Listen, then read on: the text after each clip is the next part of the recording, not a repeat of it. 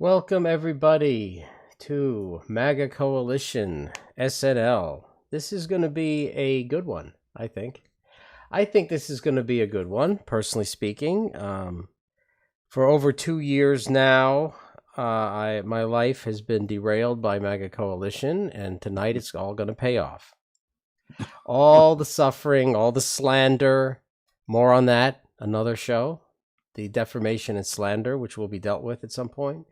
But all this stuff, tonight we're going to do what I thought we were going to do at the very beginning, which is set the record straight and try to help the president. And there's no better way to help the president than to break the lies. This tissue of lies that has been created not just by our enemies, but by our so-called friends. Tonight, we're going to go after everyone. The nonsense ends. We started this conversation, Adam, over 2 years ago when privately we would worry and laugh at this 4D chess idea. And somehow those concerns have morphed through Q well into these kind of narratives of who's a hero, who's a patriot, and the manipulation it ends up boxing the president in. So I'm not going to do any more talking. This is Adam Gingrich, president of MAGA Coalition and senior dime dropper for this Saturday Night Live. Yeah. Where to begin on this stuff? I think that's the hardest part about this whole thing is where to begin. And are we going to turn some people off as we go down this road? Yep, we're going to turn some people off, probably right here in our own audience. But that's not their fault. That's a strange echo chamber situation that we have built up in social media as Trump supporters, and then it's sprouted off into cancerous limbs like QAnon and things of that nature. When in reality, things are bumpy, ugly. This is politics. It didn't all of a sudden become, a little trip down a yellow brick road and everything was going to be roses and, we're waiting to win. And I want to thank everybody who's already donated tonight. You guys are the reason why we do this. I appreciate it. If you love some of these people because you think they're big time Trump supporters or they're big time patriots or they're truth seekers or whatever they call themselves these days, it's time to wake the hell up and take out some trash, take out some people who are manipulating the base for their own. So in some points, there are some people that are manipulating the message of the president and his base, and they're soaking up resources that would be better otherwise given to the president or his reelection effort. But now we have it where we're twisting the truth so people can quit their night job of delivering papers and raise $30,000 for being deaf and addicted to porn, and Jeff Sessions. We can do that because Tracy Bean decides, she wants these people to be the type of people that people listen to on Twitter, which is just absolutely hilarious. So we've got a guy, a ridiculous never Trumper, littered on Twitter right up until after the election, just trashing Trump and then switching gears, can't really bring himself to get behind Trump, so he gets behind Jeff Sessions of all things, which goes to show you what kind of discernment this fat particular loser has. And then somewhere along the way, that's not good enough. He's got to start, working for his little friends like Tracy Beans and Ann Vandersteel, noted scam artists, liars, losers, criminals, and then going on a slanderous. Well, in his case, it would be libel because I don't think I've ever heard him talk. I don't even know what that would sound like.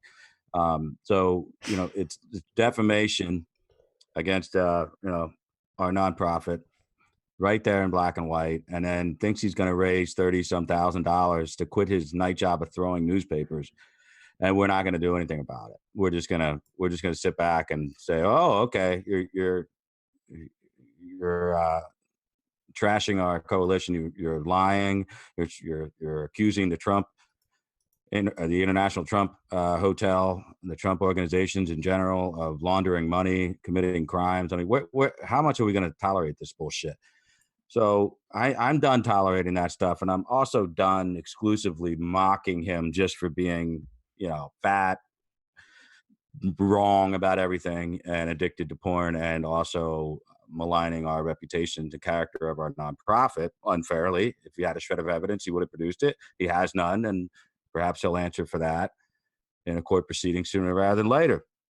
But it's all tied into the same chamber. The echo chamber is not just built for people like Brian Cates. It's also people that disguise their intentions as well-meaning towards the president, but in reality, it is built off of a fundraising matrix to assist them in whatever goal that they need. And in the case of General Michael Flynn, it's being utilized to it's a financial reality. He's broke. I'm pretty sure we know the reason he fired his lawyers, which broke him. By the way, they were probably billing him at what do you think, like $6.50 an hour, More. just to work for the lower tier Yeah, junior associates in the firm. absolutely. The junior guys are getting 500-600. The senior Yeah, guys are getting 15 to 3,000 an hour. There's and no they didn't doubt. do anything in the media for the guy, right? They left him hang out to dry. There's a real reason why they didn't say a lot in the media. His lawyers that he just fired. It's because there's nothing good to say.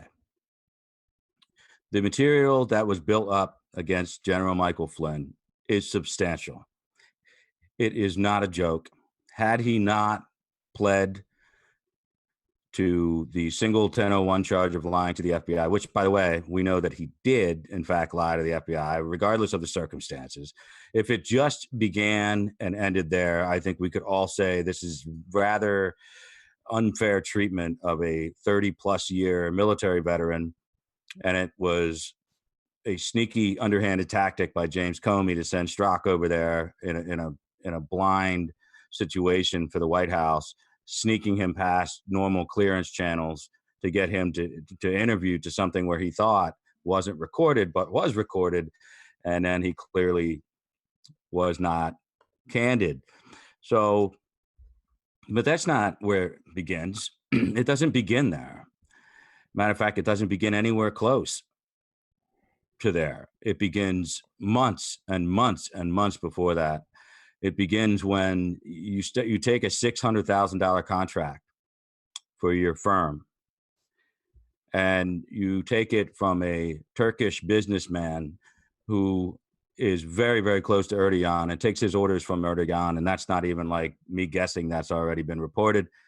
And then not only do you not register as a foreign agent under the Registry Act, which is illegal, it's a felony actually, you mischaracterize that months later, months and months later, when you finally do retroactively file for FARA, you mischaracterize it as money not necessarily directly tied to Turkey, and claim that it's a Dutch company that was paying you $600,000 to vilify the displaced cleric Gulen, who's right up here, right not too far from where Glenn and I respectively live, who's been here for decades. This guy, Erdogan has a hard on for him like you wouldn't believe. So this guy gets one of his good buddies over there in Turkey, gives $600,000 to Flynn. Flynn doesn't report it as acting as an interest of a foreign agent. He doesn't report it. Matter of fact, it was only reported after he was fired from the White House and are notified that he was under investigation that he reported it. And even when he reported it, even when he finally got around to reporting that $600,000 from Turkey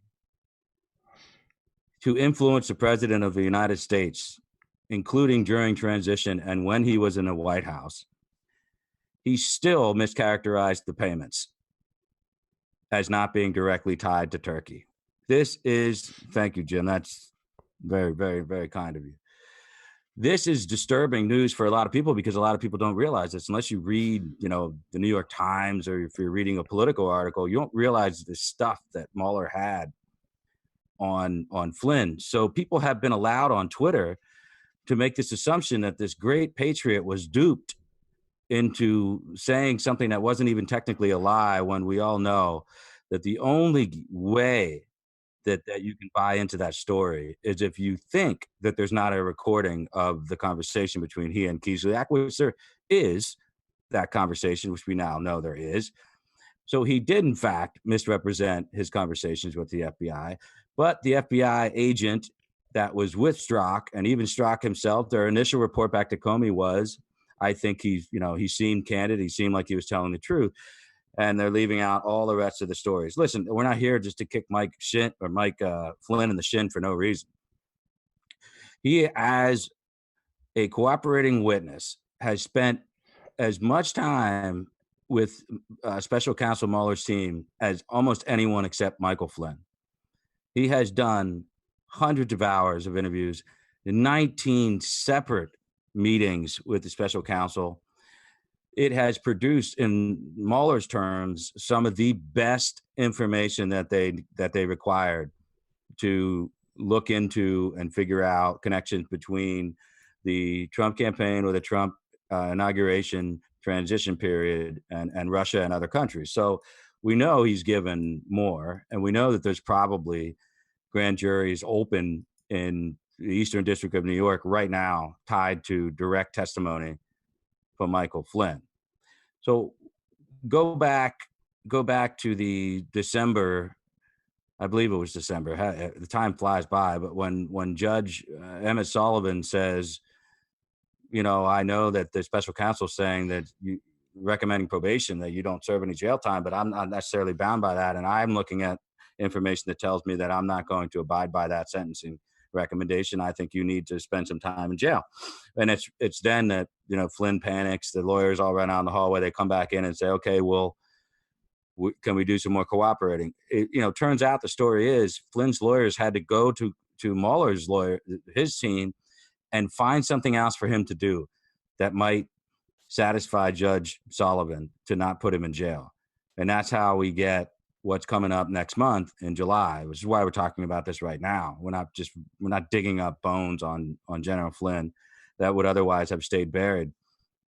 The business partner of his is under investigation and has been indicted for this same lack of filing under FARA, and he has pleaded not guilty.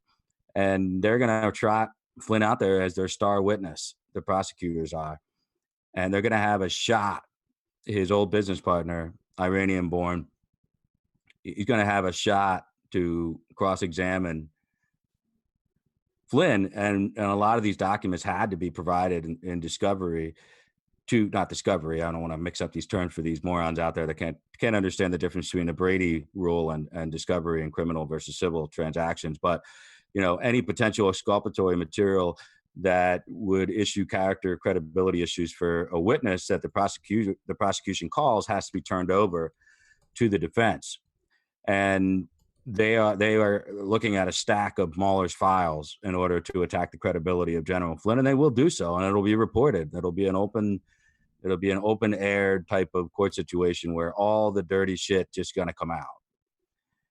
And until then, knowing that's going to happen, knowing that he's not going to pull his plea, he's not going to pull out of his guilty plea, because they would charge him with, oh my God, the enormous charges related to lying to the FBI, lying to the United States government about who you're representing and why. And then it would open up the door to all the accusations that even his old business partner, former CIA director Woolsey, said that he walked into a meeting with Flynn and Turkish representatives discussing actively trying to remove Gulen from his home and put him on a private jet out of Scranton and onto a remote Turkish prison island. I mean, it's just shit you can't even make up if you wanted to even try. Think about the things that Michael Flynn would have had to try to defend himself from if he should pull this sweetheart of a deal. Matter of fact, this deal was such a sweetheart of a deal that a judge, a noted curmudgeon, Judge Sullivan, who has uncovered prosecutorial abuses before, which everybody was getting all glad handing themselves about how he was going to like just refuse to hold Mike Flynn responsible, right? This guy actually turned it the other way and said, I'm not letting this guy walk out of this courtroom. I'm not going to go along with the prosecutor's recommendation of no jail time. I mean, that shows you that well, of course, he has a lot of the information in his file that a jury wouldn't see or that the press doesn't see. I mean, he's got all of it in his file, and he's looking at Mike Flynn's character and his judgment, and he's saying, nope, not going to I don't care how much he cooperated. I'm not going to recommend or I'm not going to sentence him to probation. I mean, you got to really think about this. This isn't an Obama appointed judge. This isn't, Judge Amy Berman or anything like that. This is like a crusty old, who the hell put him on? Was it Reagan or I think he's like one of the old Reagan judges left or something like that. He's one of ours. Definitely one of ours. So we haven't been reporting it because, frankly, why kick your own people? And we don't do that, and our media sources don't do that. But we are laying down on the railroad tracks for a month from now when this cross-examination makes headlines in July, and people act like they've never heard before the stuff that they're going to say about Mike Flynn. It's not going to be very nice. And you have your head up, an American flag so far that you can't tell when we had people that made mistakes that were around the president, that exposed the president. The president's actions were not the harbinger for the opening or even the inkling or impetus for opening a counter intel operation into his campaign. The president has nothing to do with that. That wasn't a predicate at all. Anything to do with his Russian ties, there was none. There was no way that they could open up that investigation. When they opened it up under the cover of, Comey getting fired, they already had all this stuff already opened in a counterintelligence thing. So they needed a special counsel. They already were going to do for special. They were going to do as a, what do they call it? The insurance policy. But when Rod Rosenstein issued the order we have all seen, which is not redacted, which says it's about appointing a special counsel to look into Russian interference in our election and any and all possible collusion between the Trump campaign and Russia. We all know that there was nothing there. So Mueller takes a few hacks at it for a couple months. By the time the summer is not even over, Mueller has to go back to Rod Rosenstein and say, listen, I've got nothing on this collusion front. If you guys want to tell me that you think it's obstruction that Comey was fired, that's your bailiwick. That's not mine. Here's what I have. They gave us the old files on Manafort, and we have a bunch of charges that we can bring on Manafort. We have the Carter Page information, but that wasn't going to cut it at all. I mean, Carter Page, there was already exculpatory shit included, and it was a FISA warrant that should have never even been pursued. The third thing that they needed this. Papadopoulos was a throwaway thing too. Oh, we got to look at this guy. He has connections in Israel. Israel, please give me a break. How is Israel any different than Great Britain on the grand scale of allies and sharing intelligence? There is no difference. So well, actually, I think it rhymes with muse, doesn't it? What's that? One of them has something that rhymes with muse, and the other one doesn't. Oh, yeah, gotcha. Yeah. My point being, yeah. My point being, are you really going to open up an extended investigation as a special counsel's office based on what? That you found really nothing with Papadopoulos. Page was a non-starter. It was never anything. It was, we can get Manafort because he was the campaign chairman / manager for a short period of time. That ties him to Trump. We can squeeze him and see if this guy rolls, we might have something else we can get out of him or his partner, Rick Gates. So he gets that approval in August from Rosenstein. But the main component of it is Michael Flynn.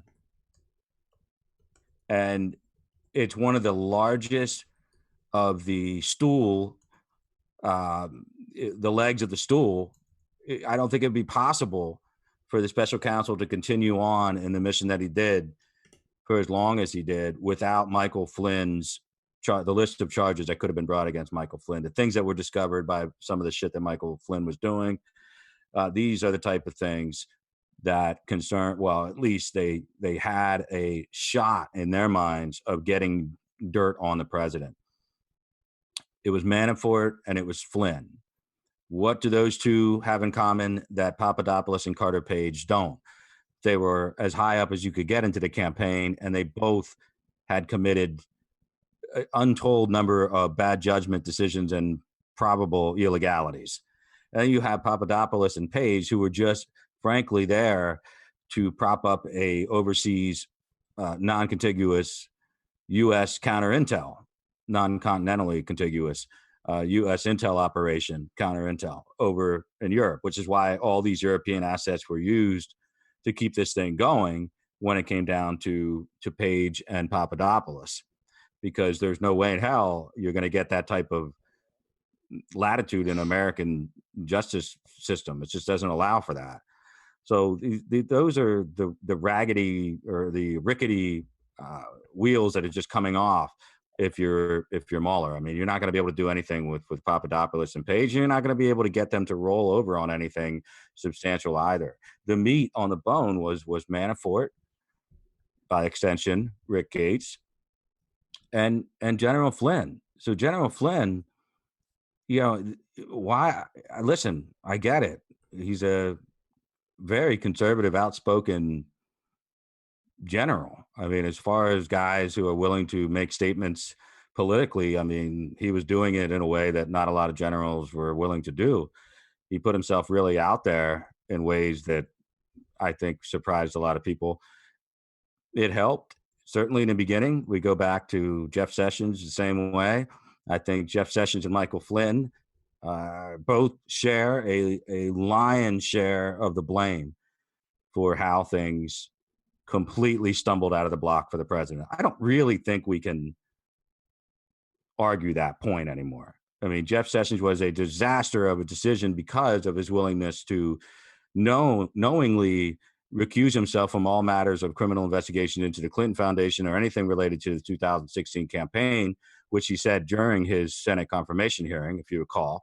And then you could do a little math called 1+1 to know that he already knew he was going to recuse from anything related to Russia, which he promptly did so after swearing in, not informing the chief counsel, Don McGahn, and not informing the president of the United States that he was going to do this.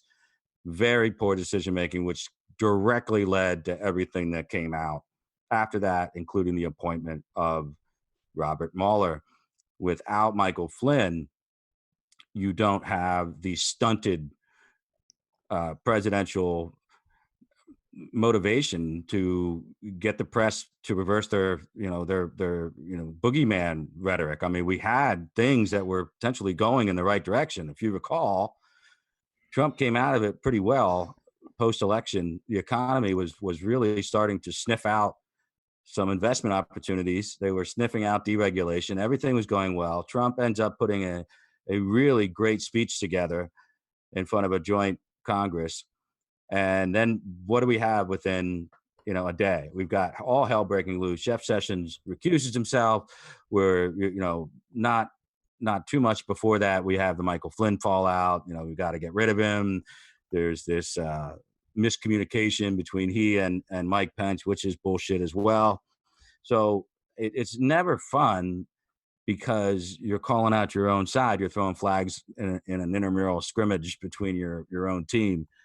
But I have to, at this point, warn everybody that this is going to be, within a month, this is going to be all over the news cycle again. And, this is why you fire your lawyers for no reason. I mean, you're basically waiting. They pushed off the sentencing now till August so he can completely cooperate with this trial, so he can rat on his business partner. And then after he rats on his business partner, which he's already ratted off everybody else he knows or have anything on in the Trump campaign, then, it's all about trying to not spend one day in jail because he thinks that somehow I'm trying to get inside the guy's head right now. He must think that there's some credibility left to be restored to his name if he never sees the inside of a jail cell, which, that's not That's like quite. that's a lot. That's the long shot of the long shots, don't you think?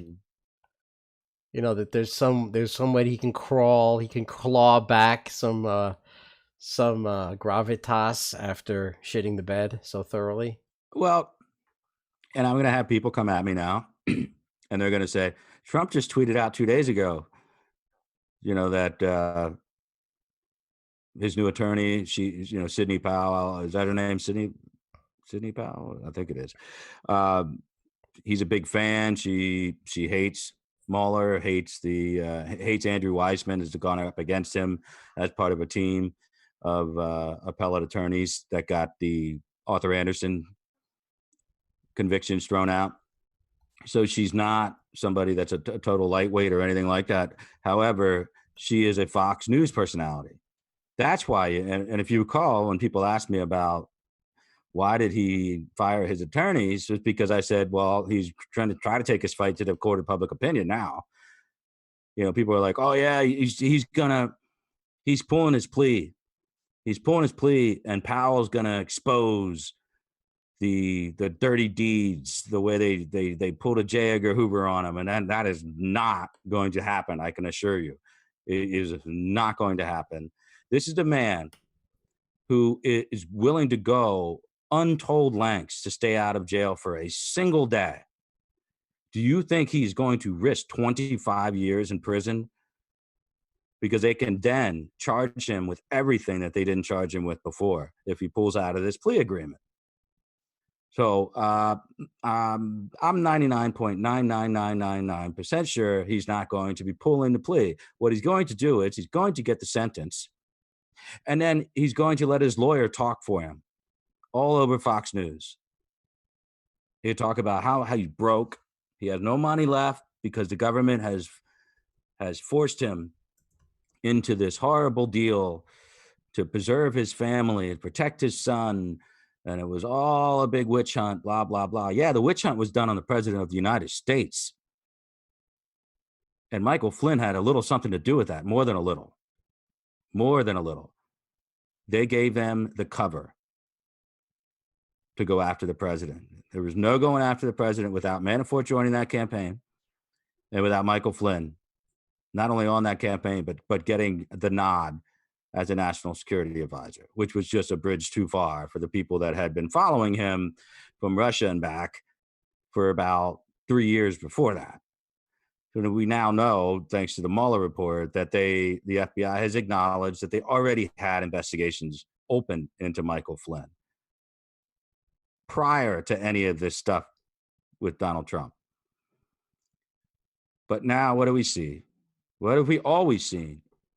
All of a sudden, QAnon comes out, and not long after QAnon starts to coalesce, they need a rallying figure besides Trump, and it becomes, lo and behold, the unfairly maligned patriot, the general of all generals since Washington himself, Michael Flynn.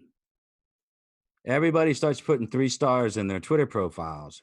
Everybody starts talking about donating to Michael Flynn's defense fund.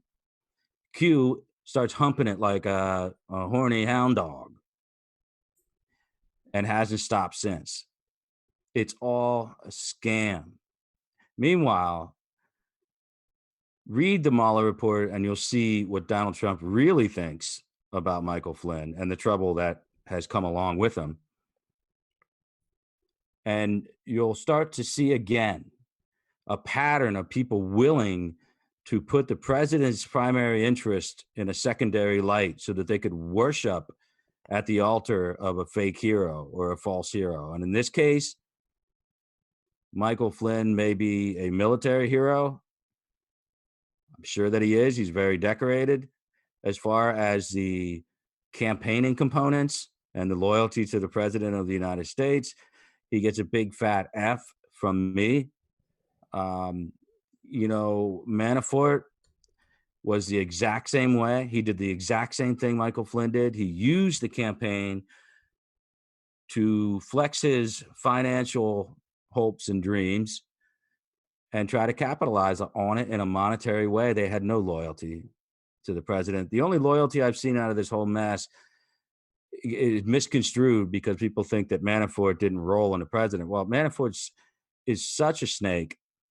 He knows that he's rolling the dice the best way he possibly can, and that is to get his commuted sentence or pardon or whatever in December 2020, win or lose in the presidential. He knows by shutting his mouth that he's going to have the respect of the president. But the president never liked Paul Manafort, always thought he was a shady guy. And as soon as he started seeing and hearing all the things that were going on in Manafort's background, they jettisoned him off the campaign. Thanks, tall boy. Watch out for DeFango down there in Florida, brother. Never know where you're going to run into a rogue DeFango in Florida. Behind the Costco or at the Olive Garden. Behind the Costco, perhaps, at the Olive Garden. Even worse, at the beach with no shirt on. Ooh.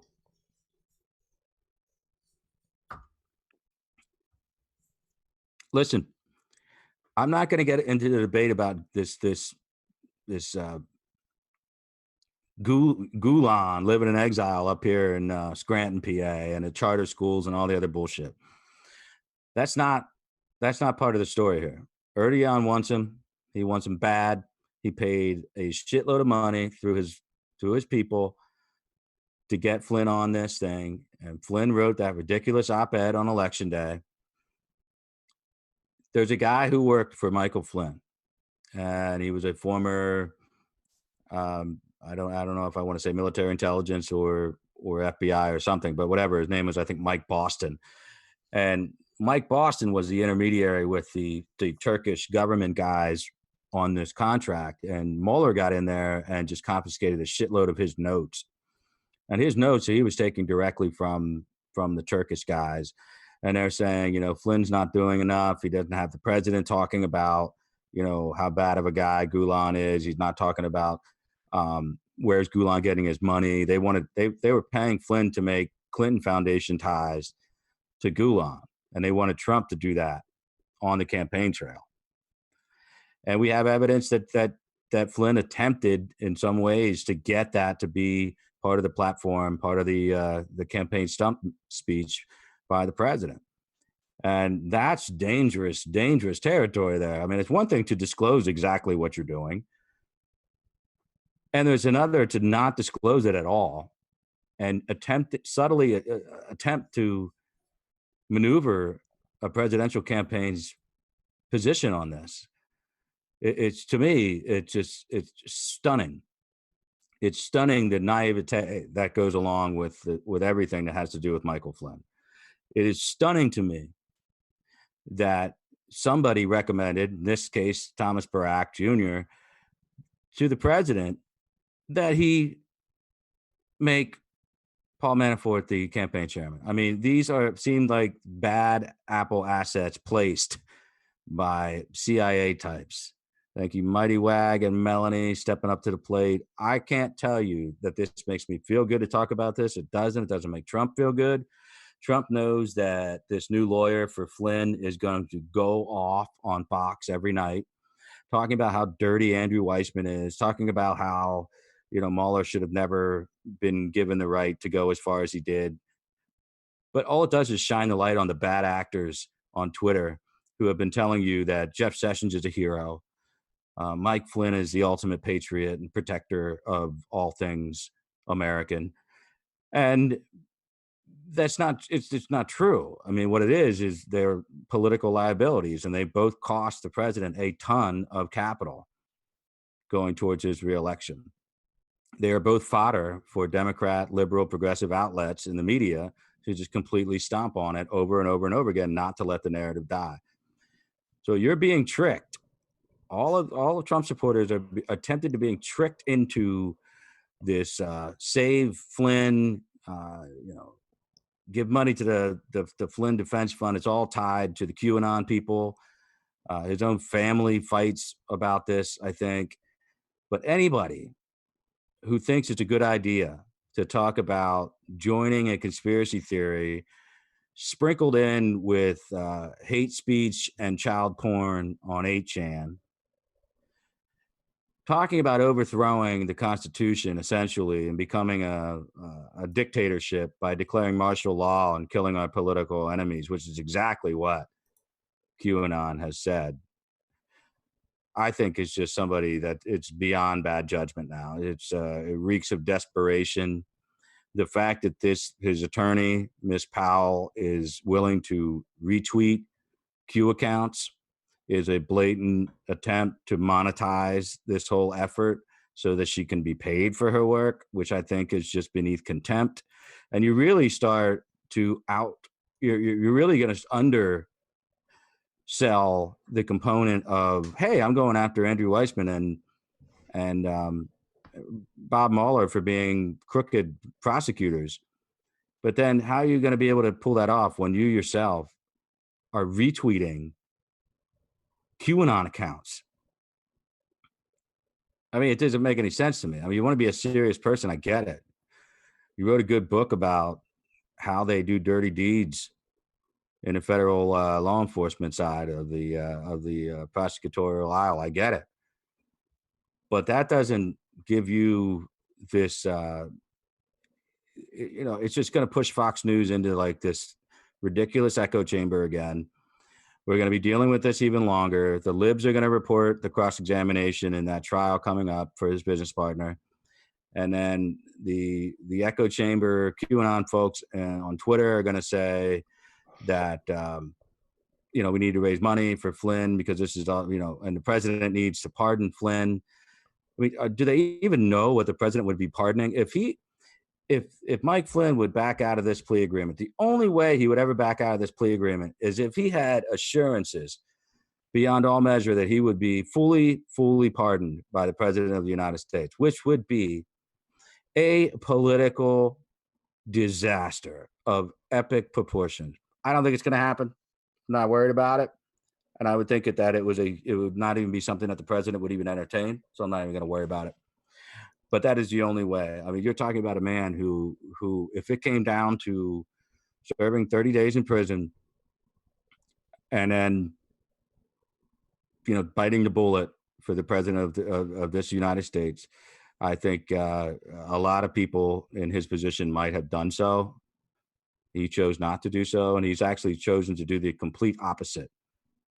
And he's doing the complete opposite of people like Roger Stone, even Paul Manafort. I mean, he is absolutely he's circus tricks right now, standing on his head in the corner. If he had anything he could give on the president of the United States, I'm pretty sure he would, so that he would not have to deal with the prospect of prison. I mean, they've got a laundry list of things that he's done and not declared, and just being caught in a lie after a lie after a lie, that there's no way in hell this is anything but a little screwy scam to put on a Fox News personality attorney to try to get money raised for his legal defense fund. That's what they call the ugly truth. Raising money has been a concern for Flynn. And one of the more regular methods that the family was able to utilize to bring in money was, of course, Q. And there's a lot of chatter on both the DLive and the YouTube side about two items. One, how involved is Michael Flynn, his family, maybe his legal team, in bullshitting the Q people for cash? And two, Posobic's name keeps coming up. Are we going to talk about that tonight, or are we going to wait? I don't have anything. I mean, I've never even asked Jack about it directly. I mean, I know how Jack feels about the subject matter in general on Michael Flynn, but I don't have any direct ties into that. I know how Jack feels about Q, but then again, I know Jack knows a lot more about the origination of Q than he would like to talk about. That's probably getting too far afield for a discussion tonight. I mean, I see some discussion in here about, are we toning down our criticism of Gulen over here? No, we're not. We just live with him here. You're telling us something we already know. I mean, especially me. I've been dealing with this bullshit with his charter school shit for ever since I was involved with government. I know all the stories. I know all the rumors. I know it all, and it has nothing to do with this, unless you're trying to excuse taking $600,000 under false pretenses and not reporting it, or reporting it as Turkish money. Then I don't care what you really have to do to convince yourself that Gulen is such a bad character that he needs to go and get executed in Turkey. I'm not even making any commentary on that, simply because you're telling me stuff that I already freaking know about this guy. We've done it. We've done the dance. Every budget cycle, we do the dance here in PA around the education funding and the charter schools and all that other shit. I'm not justifying anything that he's doing. Most of the rumors you're hearing about the education criteria and things like that, indoctrination and all this other stuff, it's all bullshit, because we've had our state agencies inside and out of these places checking it out. But we have had consistent yearly efforts to defund any semblance of state support for these types of charter schools, particularly any that Gulen has been involved with. But he is a major political contributor, and he shouldn't be. He shouldn't be allowed to be in our system. Bug in here. He shouldn't be allowed in our political system. But he is a legal, quote unquote, legal resident. I think he should be placed under a different classification here, so that he cannot participate in that capacity within our political system. Again, Erdogan is a much larger problem for us. Erdogan is an enemy that we did not foresee taking rise in Turkey. He has complicated everything. It is a disturbing increase in radicalization, in turning Turkey away from its traditional standing as a state that is working against active terror cells, concentrating on Western Europe and America. I mean, it is just very disturbing to start seeing Erdogan, turn this thing into a quasi-Islamic state. It's really, really an ugly, ugly thing that's occurring over there. And, that's another story for another day. But Erdogan's people were really pushing against an operation that we were set to go with, that was during the transition, was ready to go. They held it off till Trump could take office. And that was a plan to work with the Kurds. It was a pro-Kurd, Syrian Kurd, and America and somebody else working together in some kind of mission against ISIS or whatever. And Flynn was actively dissuading the president's people from doing that. He was trying to push the NSC into saying that this isn't a good idea. And of course, that's exactly what Turkey wanted to do. Nobody else thought it was a good idea to not do this except for Erdogan. So again, at this point, he's still lobbying for Turkey, even after Trump has been sworn in. It's inexcusable. It's absolutely inexcusable. And of course, after he's fired, we immediately ran the operation as was supposed to go.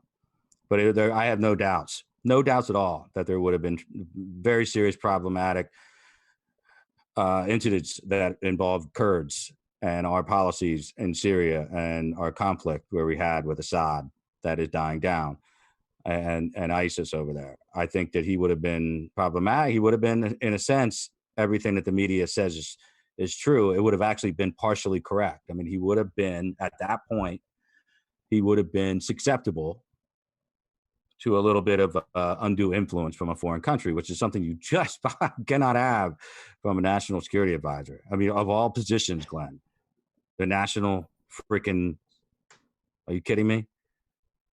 We're talking about national security here. So, and again, like I'm not ready to get into any known operational crossover with friends in the media or slash media alt-right like Jack Posobiec to this. I'm not going to do that without talking to him first, but I will say that I'm also not interested in bringing in Mike Flynn Jr.'s name into this yet, because he is consistently brought up in a lot of the materials that are in the file that Mueller has, and in more than one incident that he was working in some capacity with his father, which kind of blows my mind. But they were holding that over Michael Flynn's head. So that is the truth. I mean, they were not only breaking Michael Flynn and forcing him to sell his home and threatening him to put him in jail, they were also, of course, roping his son in there. But I'm not ready to, his son didn't have 30 plus years in the military. Son's not a 3-star general. Son wasn't the head of the Defense Intelligence Agency. Okay. So Mike Flynn should have known better. He absolutely should have known better. And it's okay to forgive him in the name of Trump. That's fine. What's not okay is to forgive the damage that's been done to Trump's presidency and glorify it. It's no different than the people that insist on glorifying Jeff Sessions. It goes, all tied together by people like Brian Cates, Mr. Draw and Strike, Mr. I hate Donald Trump for 2 years straight. Then all of a sudden, let's see how it goes with Donald Trump, but I love Jeff Sessions, and Jeff Sessions is going to save the world. Okay, Jeff Sessions screws the president over. And this guy rides that fucking horse until the last day when Sessions gets fired, and then still comes up with this crazy shit like Bill Mitchell style. I mean, and it wouldn't bother me if people weren't buying it. But I never asked for a dime from anybody. I'm above reproach. Then says, hey, folks, I need $24,000, please, so that I could stop throwing papers, so that I could stop throwing newspapers. I think that is pretty funny. That guy yanks in over 30 grand and on the backs of bullshit and lies. I mean, there's nothing ever that I've seen or heard from this guy or read. Like I said, I've never heard him. That is true or even remotely true or that was reported accurately. Everything is wrong. Wrong. And from a guy who thought Trump was the number one grifter, that he was a loser, and that he was going to cost the Republican Party everything in 2016, now preaches to people that it would be impossible for Trump to put Mike Flynn in a position of power if Mike Flynn wasn't completely innocent. And according to guys like Brian Case, Mike Flynn purposely allowed himself to be caught in a lie by the FBI so that he could trigger the whole truth-telling escapade that never came true. That it was all going to come out. What Q's been telling us since December 2017. Brian Cates has been telling us for at least that long. Bill Mitchell's been telling us with his slow walker shit. It's all going to come out. It's all going to backfire. It's all going to come out. All of our enemies are going to be exposed as having lied and cheated and blah, blah, blah, blah, blah. Here we are. We're rolling in there almost into July 2019. We are finally at a point where we can talk about declassification. So we can talk about investigating the investigators. And we're only here because Bill Barr came on the scene. If it weren't for Bill Barr, God only knows, Glenn, where we would be. Bill Barr was not a thought in the back of Trump's head in January of 2017. All right, he just wasn't. I mean, this is not part of a long game. This is not 4D chess. He looked into the abyss and he had one shot at the one guy who had enough gravitas and credentials to maybe push back on everything that was going against Trump. So he picks Barr. Barr gets in there, no promises made. Barr starts seeing some of this stuff, and he's like, well, this doesn't look right. This doesn't smell right. And the answers I'm getting on this, they don't seem satisfactory. And now he's pushing out in his own way to investigate this stuff. None of it is validation. Matter of fact, it's contradictory to everything that liars, losers, and LARPers like Brian Cates and Bill Mitchell have been saying for 2 years. It's much closer.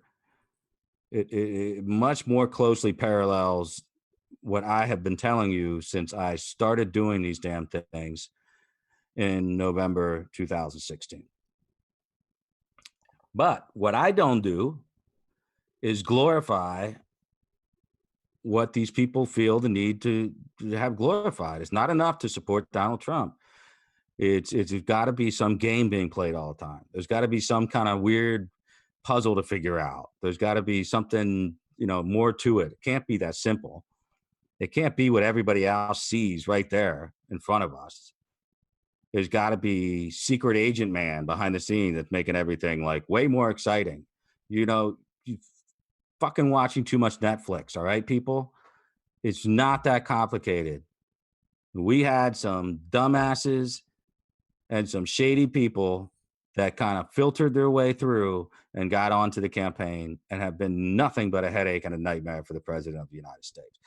He gets elected, he gets sworn in, and he then proceeds to hire a bunch of problems and a bunch of headaches. It happens.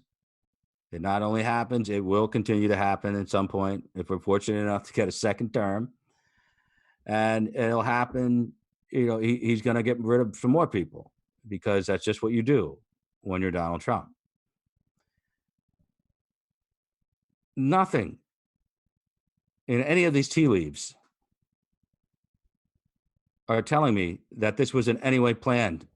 That there is no plan. There's Donald Trump's way of reacting. He finds out what's going on, reacts, moves on to the next thing. And believe me, he's not happy with everything that's come out. He's happy with the 4 words that are attributed to him, basically, and really him only, which is no obstruction, no collusion, no obstruction, no collusion, no collusion, no obstruction. And essentially, that is kind of what it boils down to. But doesn't change the fact what we've been saying all along, that Mueller was never going to indict the president. It was always a political playbook, a roadmap to impeachment. And here we are. Slowly but surely, they're going to chip away Pelosi until they get something a little more substantial of an investigation than just additional subpoena powers for the House Judiciary Committee. Don't worry, it's coming. And I'm not saying that they're going to attempt impeachment, but I'm going to say that it's not going away anytime soon. Am I worried about Donald Trump getting impeached by the House of Representatives? No. I mean, do I think that applies an additional credibility hurdle to a reelection? Do I think it's going to rattle the markets? Yeah, okay, whatever. I'll grant you that.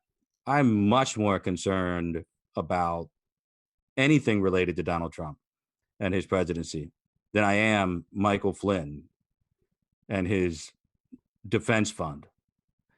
And how much we get to now talk about Michael Flynn now on Fox News every freaking night with his new attorney, which is just going to continue to drag up the same talking points on MSNBC and CNN and NBC, ABC, CBS. Now they get to talk about Michael Flynn all over again. And believe me, they're not going to stop with the 1001 charge. They're going to go deep and deep and deep and deep and deep and dig up everything again and play it all over again. See, now that's, you got to love Jen Levalate. She's taking the bad news right on the chin and she still supports you. Here's to our good friends in California.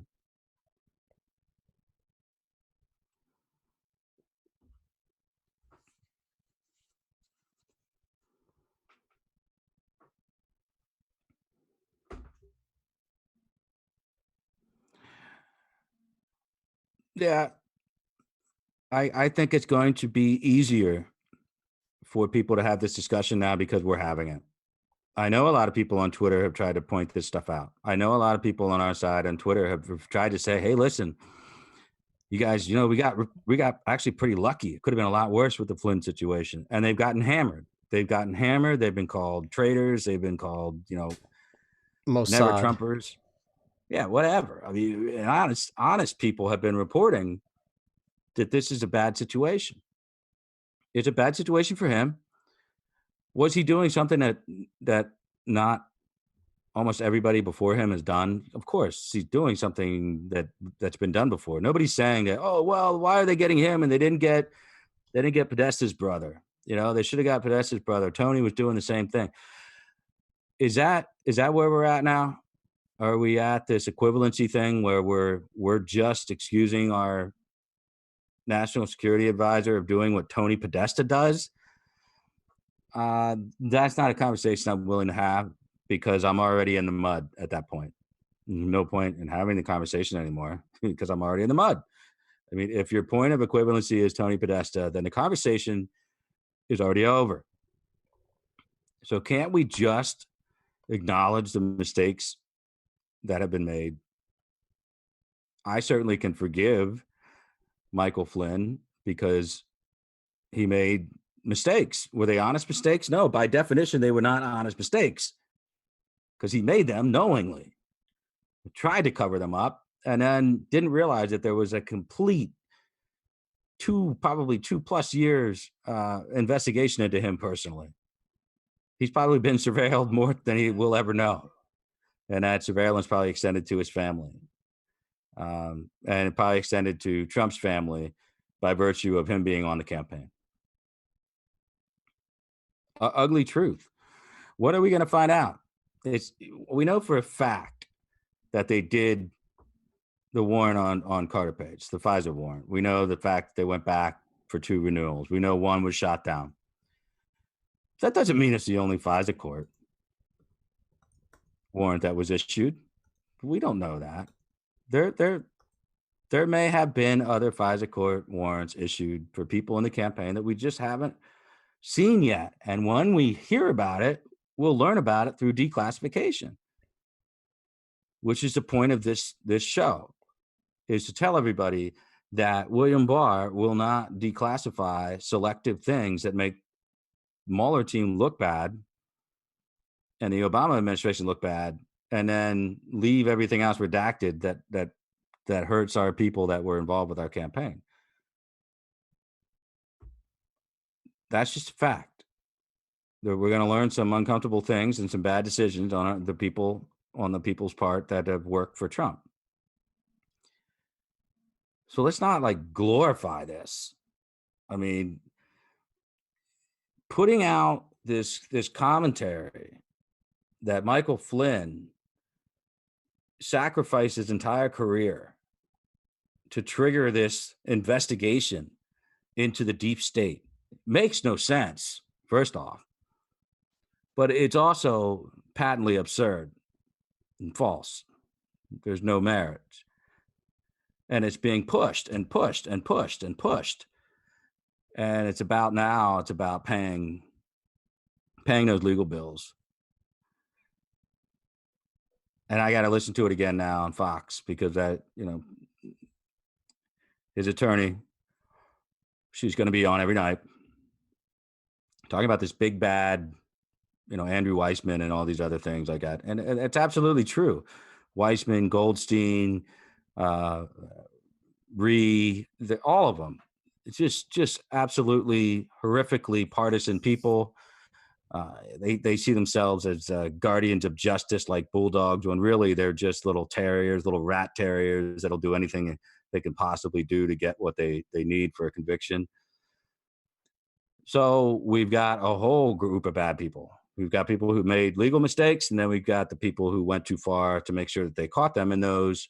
And everybody hates everybody now. So now it's a big polemic debate, and nobody's right if everybody's wrong. And I'm telling you here, in this particular instance, besides the president, everybody's wrong. Everybody's wrong. And it's got to frustrate the hell out of the president that he has to relive this stuff over and over like a bad Twilight Zone episode. He just can't shake it. And now we're going to do it again. Now we're going to do it again. And, the details of his testimony and cross-examination are going to come out in July. And then he's going back before the judge in August. And then the judge will have his say, and we'll have to live through this freaking another timeline of the whole Michael Flynn thing again. It's frustrating to me. What's going to happen with the declassification regarding Flynn?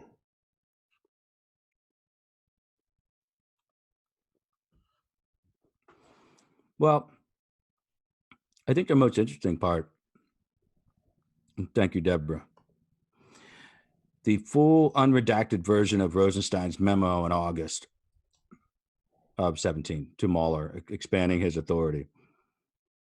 That is not something that's largely been digested. Nunes has recently remarked about it where he wasn't allowed to remark about it before. That part of the declassification will be a wake-up call to some people to see just how important Flynn was as a part of this whole machine that was wound up and ran against the president with Bob Mueller at the helm. The rest of it, I mean, the stuff that's going to be problematic for the quote-unquote deep state contingent will be on two fronts. It'll be Papadopoulos. They're probably going to get some materials from the European intelligence agencies, and we'll probably be able to see it as the American public will learn that there were some operations run that were barely on the edge of what would be considered legal surveillance, even under the cooperative Five Eyes agreements that we have. And we'll see a lot of entrapment. We'll see a lot of coerced testimony just in those two cases alone. And that may seem to be potentially exculpatory for George Papadopoulos and Carter Page, who was never even charged with anything. So I'm hesitant to use the term exculpatory, because despite the fact that they successfully managed to get these so complicated FISA warrants signed against Carter Page, they didn't manage to find him doing one damn thing wrong. They couldn't even roll him on any little charge. And then in Papadopoulos thing, great. Okay, so we get some exculpatory stuff on George Papadopoulos. That doesn't change the reality of the situation with Paul Manafort, even though Manafort's stuff was long before the president was in contention. At that point in time, he wasn't even a presidential candidate. Most of the crimes were done then. But do bear in mind that the additional charges against Paul Manafort that he pled guilty to in the DC circuit were consisting of active crimes that he attempted to commit. Perhaps the closest thing to collusion that we got was Paul Manafort, as we could discuss a little bit the other night, Paul Manafort trying to work with the Russian oligarch that he owes millions of dollars to, and try to sell off and peddle his influence as Donald Trump's campaign manager and translate that into good graces of a guy who probably wanted to put him at the bottom of the ocean. So he definitely would have been it would have gotten a lot hairier, I think, had we explored the depths of what Manafort was trying to do at that point. And that stuff was all given up by Rick Gates, emails and such like that. I mean, Manafort was definitely trying to peddle the influence, very similar to what not only Michael Flynn was doing, but it's very similar to what Michael Cohen was doing. They all were looking to sell off their influence and get a contract to try to get Trump to do certain things. I mean, that's it. There weren't that many people close to Trump. So anybody who was, people all over the place were trying to get their attention so that they could potentially get them to lobby. And we know how loyal Michael Cohen and how honest Michael Cohen is. But in all reality, he was just doing the same thing that Michael Flynn was doing with the Turkey contract and that Manafort was trying to do with the Russian oligarch. And it's a shame because none of this was Trump was even aware of it. But it doesn't make it go away. So the declass is not going to wash away the sins of Michael Flynn or of Paul Manafort. It's not going to happen. I mean, they're going to be there, and they're always going to be something that they can point to and say, well, haha, look at this, and use it against Trump. And I think it's a shame. So I think shame on Paul Manafort, shame on Michael Flynn, and shame, very, very much shame heaped upon Michael Cohen, who has just absolutely abdicated every responsibility of a personal lawyer and then of a lawyer at all, which he no longer has to worry about because he is no longer a lawyer. But it's sad that these people were in the atmosphere of the president and candidate at that time, Trump. And he has since is paying for their sins. So I look at declass as a chance to say that there was systemic abuses of investigative authorities, I guess is the word you want to look at. I don't have the expectation that we're going to unearth any real cross-agency paperwork tying together like Brennan working with Clapper, working with Valerie Jarrett or Lynch, and then Comey. I think that these were siloed style missions that were all just rattling off in their own directions, right from the Department of State, having their own little part to this. The CIA definitely had a part to this. Clapper, I think, came in on the back end of this whole thing and try to make it look like it was legitimate. But I think there's something left to discover about McCabe, Rosenstein, Comey, their role in getting this thing started, particularly Comey and McCabe, rather, and then Rosenstein's role in getting Mueller placed where he needed to be. And I think he may have known this even before he was confirmed by the Senate, that this was an insurance policy, that if Comey were ever to be removed, then, Rosenstein would clearly be the guy making at least part of the call if Sessions had recused him. He was making all of it. That was something you could have seen just by virtue of the position that he was nominated for. So if we can find something like that, that would be a devastating blow to the credibility of the inception of the investigation at all. I don't think they're that dumb, but seeing the Peter Strzok, Lisa Page exchanges, maybe they are that dumb. Maybe they are. But most of the stuff that people want to really know about, like this theory that Assange is coming over, and another one of these Slider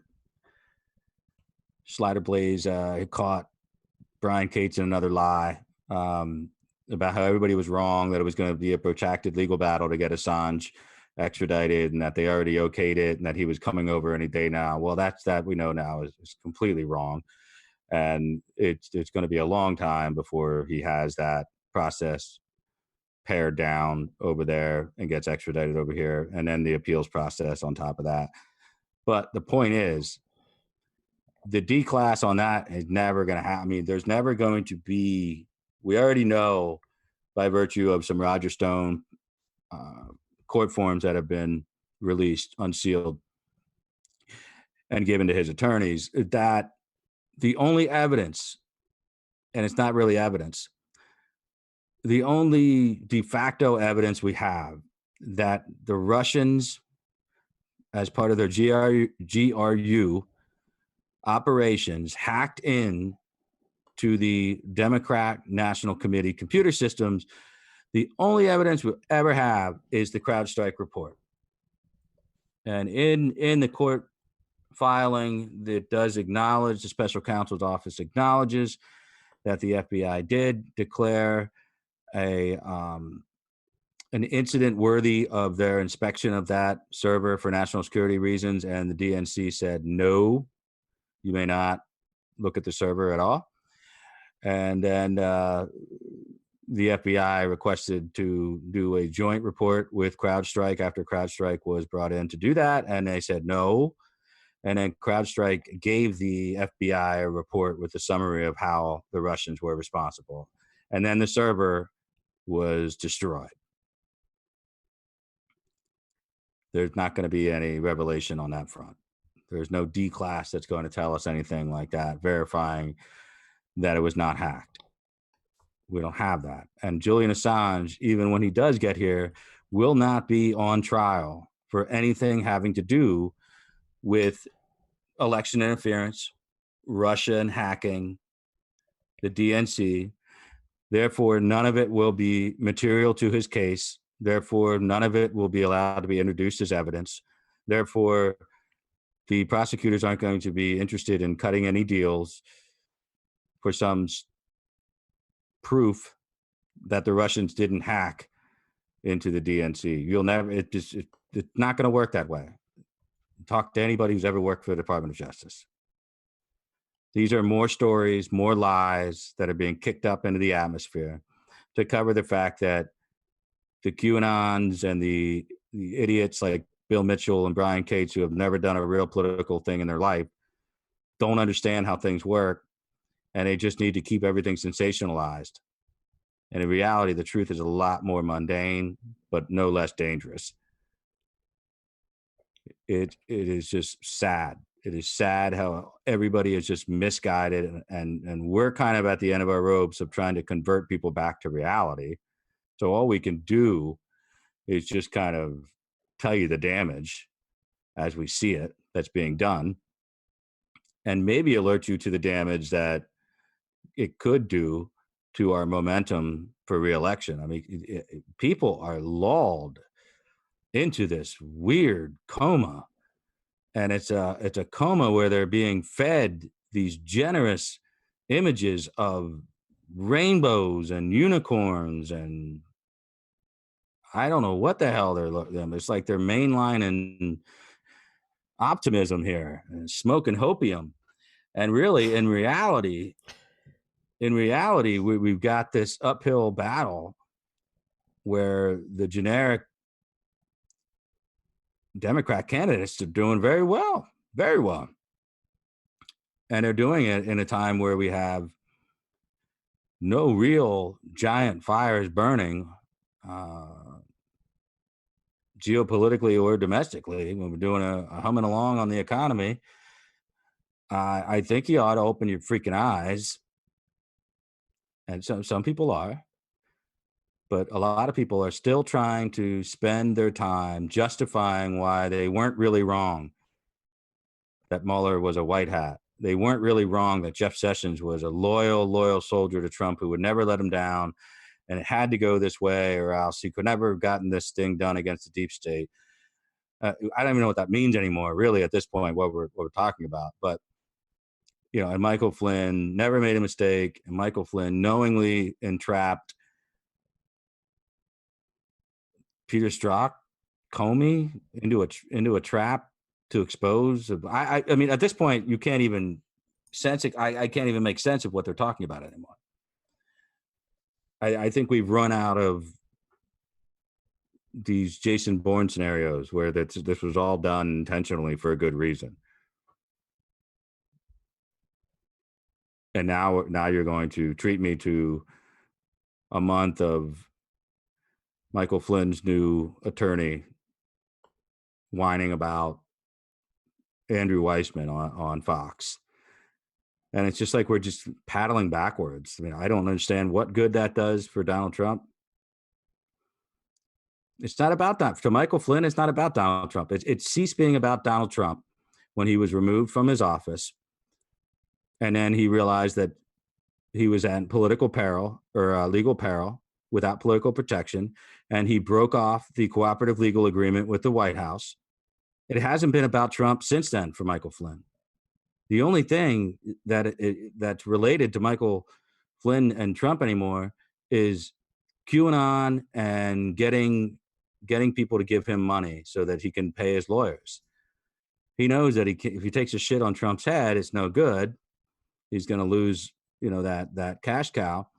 And also Trump knows shitting on Flynn's head is only going to lead to another incident like with the Michael Flynn problems, or the Michael Cohen problems, I should say. So try not to make another enemy if you don't have to, hence the tweet the other day. Because he doesn't mind Powell going on TV talking about how corrupt Andrew Weissman is. he should mind that we're just retreading the same material over and over and over again on Fox, to where we start to all sound like we're wearing tinfoil hats.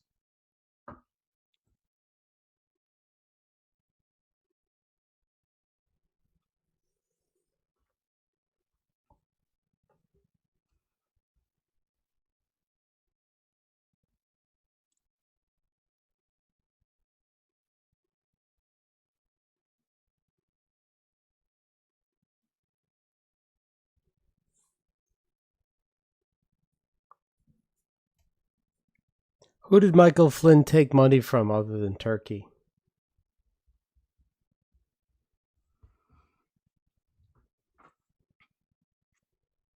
Beside Russia? Well, that's the question, right? Yeah, I mean, he took $45,000 to speak in Russia, and then he never declared that either. So that was another problem on his security clearance forms that Elijah Cummings jumped all over, and eventually that came out too. So, you know.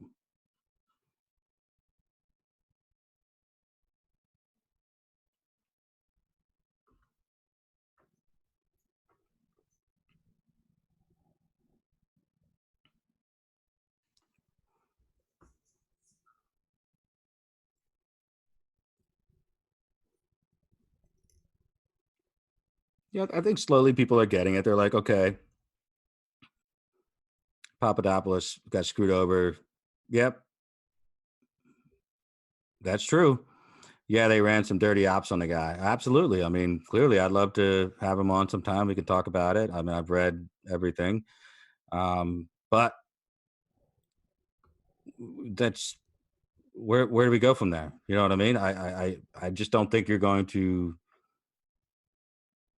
have that aha Perry Mason moment. You know, we're not gonna ever successfully convince the Democrats that this was a dirty op from the beginning and it should all be thrown in the trash and lit on fire. So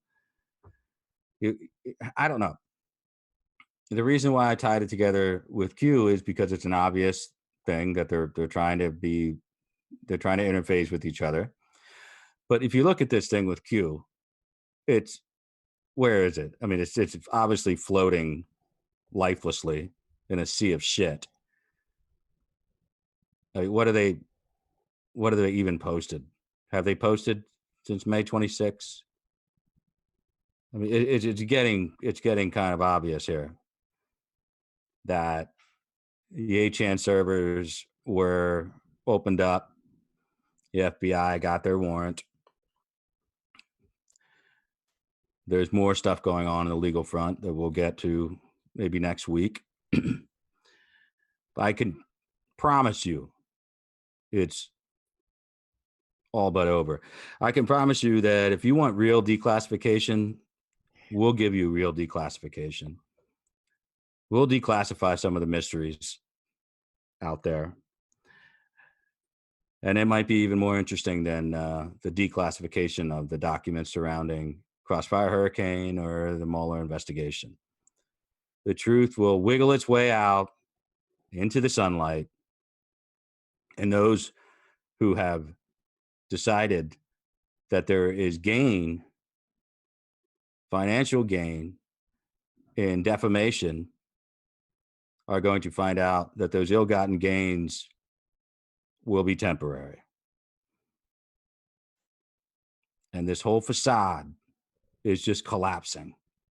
It's all collapsing around them. And a lot of them are just so asleep they can't even see it.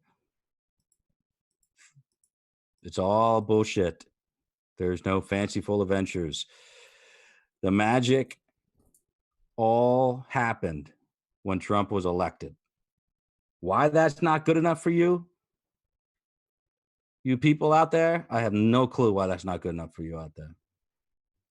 The reason why you have to add layer and layer and layer of shit on your fruitcakes, I have no idea why.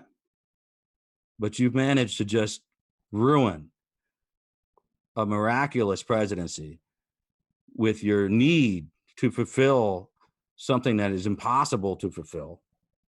not going to happen.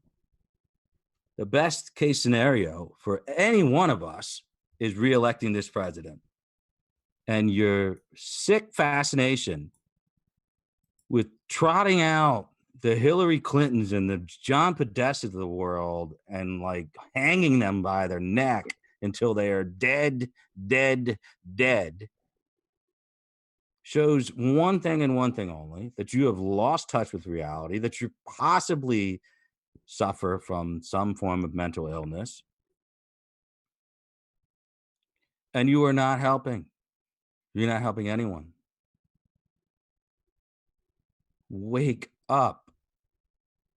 And if you only do one thing, stop acting like ridiculous assholes on the internet. Do something constructive, or don't do anything at all but vote. That's enough for me. Just make sure you can stay interested enough without all these crazy things happening in your own little Hollywood fucking story to make this presidency more interesting, which I don't even know why you need to do that. It already is the most fascinating presidency in 50, 70 years. I mean, wake up. What are you looking for? Hey, mistakes were made. Great.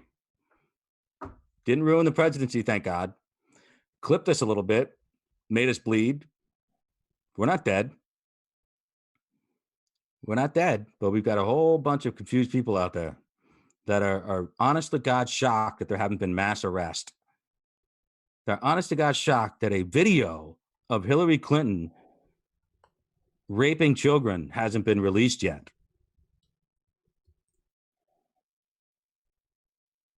They're honestly shocked that martial law hasn't been declared and that the emergency broadcasting system hasn't been enacted, as Q said it would be, and that the text message ability from the White House hasn't been alerting all of us to mass arrest and to please stay within our homes until the Democrats can be suitably handled and shipped down to Gitmo for execution.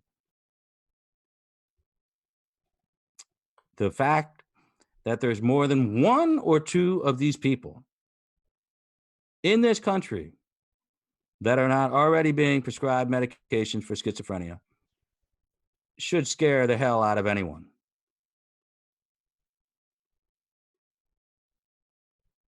When is it enough? When is it enough with the bullshit? And if you're going to tell me one more time, one more person tells me I'm punching right, you're going to see punching right. You're going to see metaphorical punching right, or whatever it is they like to say. Trump on Trump attacks. This isn't Trump on Trump. No. I back the president. Okay? Me. Trump. Not a mystical oracle floating around on 8chan between the child porn and the live stream killings in a mosque. Okay? This is what a Trump supporter looks like.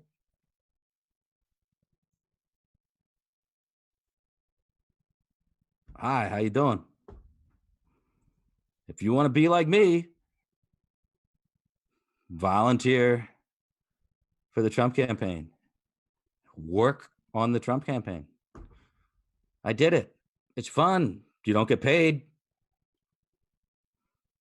Very few people on the Trump campaign are getting paid right now. And frankly, you shouldn't desire that unless you're qualified to be paid for that kind of stuff.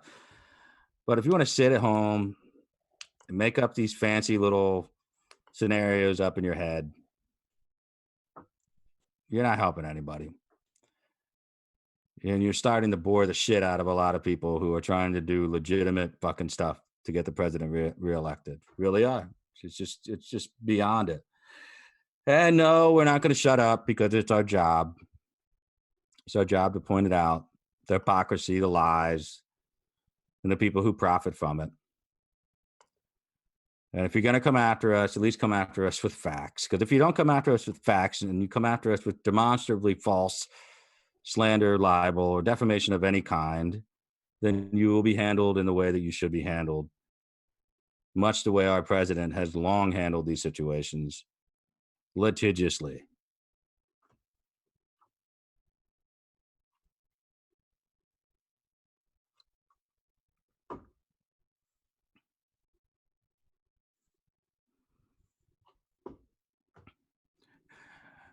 Glenn, I'm going to get a drink and we're going to switch gears here a little bit, and we're going to talk about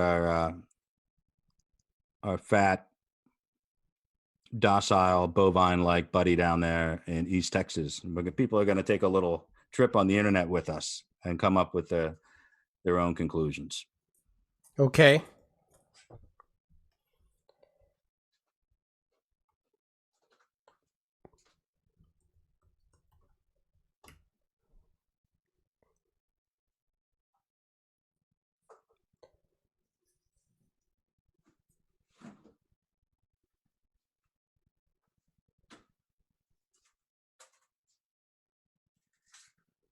Hey, Jen, when you're using your moderator tools, only put people in timeout.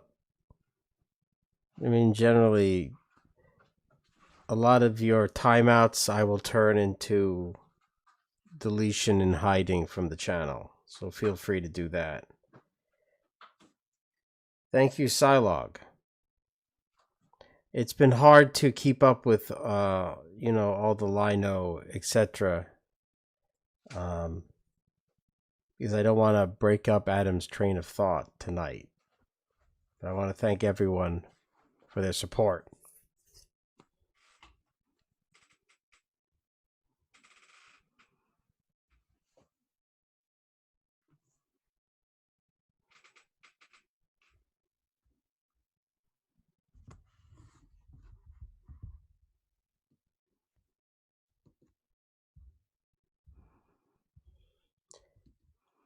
Yeah, I mean, I undid only one moderation, which was thank you, Miss 2A, times 3, which was for Aleppo. Other than that, don't take my undoing of Leppo's hiding as some kind of message that you guys who have the moderator tools shouldn't use them. I want you to use them. Just leave Leppo alone. He's my little, my project. Leppo and I have an understanding, I think. Anyway, if Leppo's going to get banned, it will be by my hand. Other than that, feel free. There have been quite a few jerk-offs in here tonight. Like assholes pretending to be stupid, asking questions that are more propaganda than an actual question. Thank you, CJ Kofefi. Meh. Thank you. So, Adam, we're going to fire up the... Let's fire up the search engine, will you? How about a little game that our folks can play along at home on their secondary devices? I think that's fun. If you've got a secondary device out there, say you're on your laptop and you've got a phone handy, or vice versa, play a little game with us. Yes, we're having a virtual field trip. This is the way that you conduct business when you want to learn something without having it manufactured. What you see there, go to DuckDuckGo, because we all know Google is full of shit and we don't use it. Everybody at home, go to your secondary devices or your PC, if that is your secondary device. And what you want to do is go to DuckDuckGo. And when you're there, I want you to enter into the search bar there. You'll see that the famous, or infamous, I should say,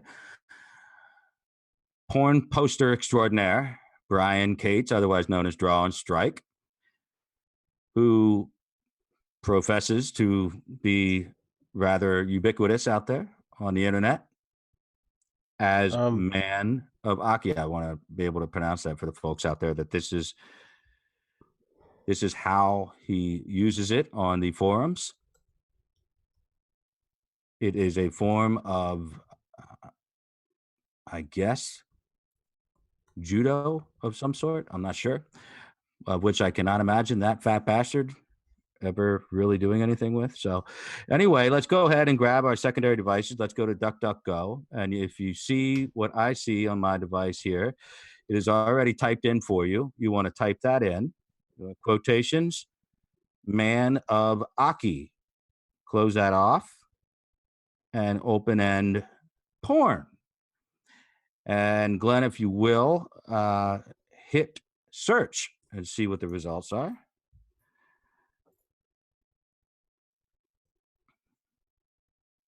I'm going to do it along with you guys.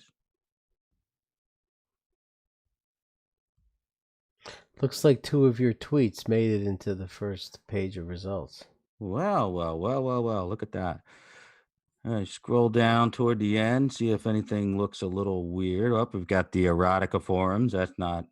There's a Q thing. That's not. But that right there, if you stop right there, Glenn, the AR-15 comments confirm that Cates himself has acknowledged that he is Manavaki. So he could keep going. And there we see it's highlighted right there. What language is that, to the best of your knowledge, Glenn? This link here that has come up under. Yeah. It's Cyrillic, all right. Okay. Bro, do not click a link, abort. Well, it's not going to show. See, dude, Defango, don't worry. I've already clicked it to make sure that no special sauce is displayed. There'll be no images.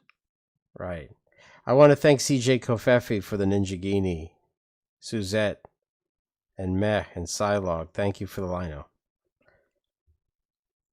That is Russian, folks. Yeah, it's Russian. That is Russian. And that comes up on a simple search, DuckDuckGo with Manavaki. And this is all public. This is not proprietary or copyrighted information here. So it will not include any pornographic images either. So I don't think we're in any trouble if we should click this link so people at home can see what it is if they don't have a secondary device. If you do have a secondary device, go ahead and click it. We've made sure that it's not going to have any malware downputted on your, unless you are at work, well, you might want to not allow this on your browser. This again is Manavaki Brian Cates. On a simple search of DuckDuckGo or any search engine, if you will, suddenly comes up on a Russian porn site. But that's not the most interesting part. Now, Glenn, if you click that and you just want to do that on your own off the screen and then just show what makes this a unique Russian porn site, that'll be good enough. You won't even have to show the rest of the site. People at home can see it. You want me to click this link, right? Well, no, I mean, if you want to take it off the screen, highlight what makes it a very interesting site, what the donation capabilities are on this site. Why? All right, hold on. Yeah.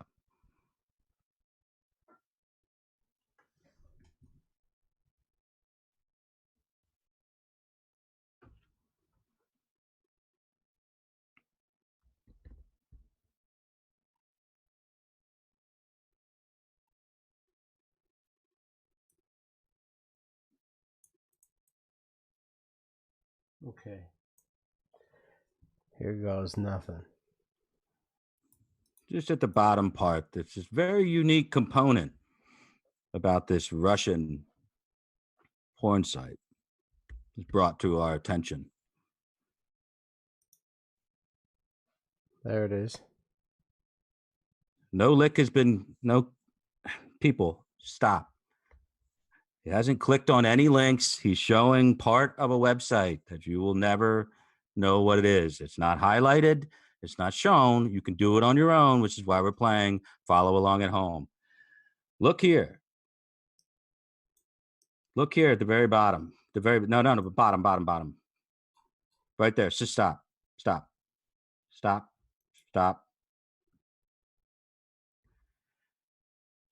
Bitcoin, cryptocurrencies. That is how you pay people on this Russian site that it comes up under Manavaki, who is Brian Cates. You can take that off now, Glenn.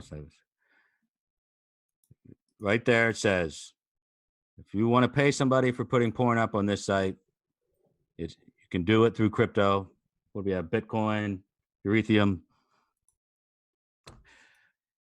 I don't know how much Brian Cates is taking in cryptocurrency for posting porn on Russian sites. And again, Glenn, you can take that off whenever you want.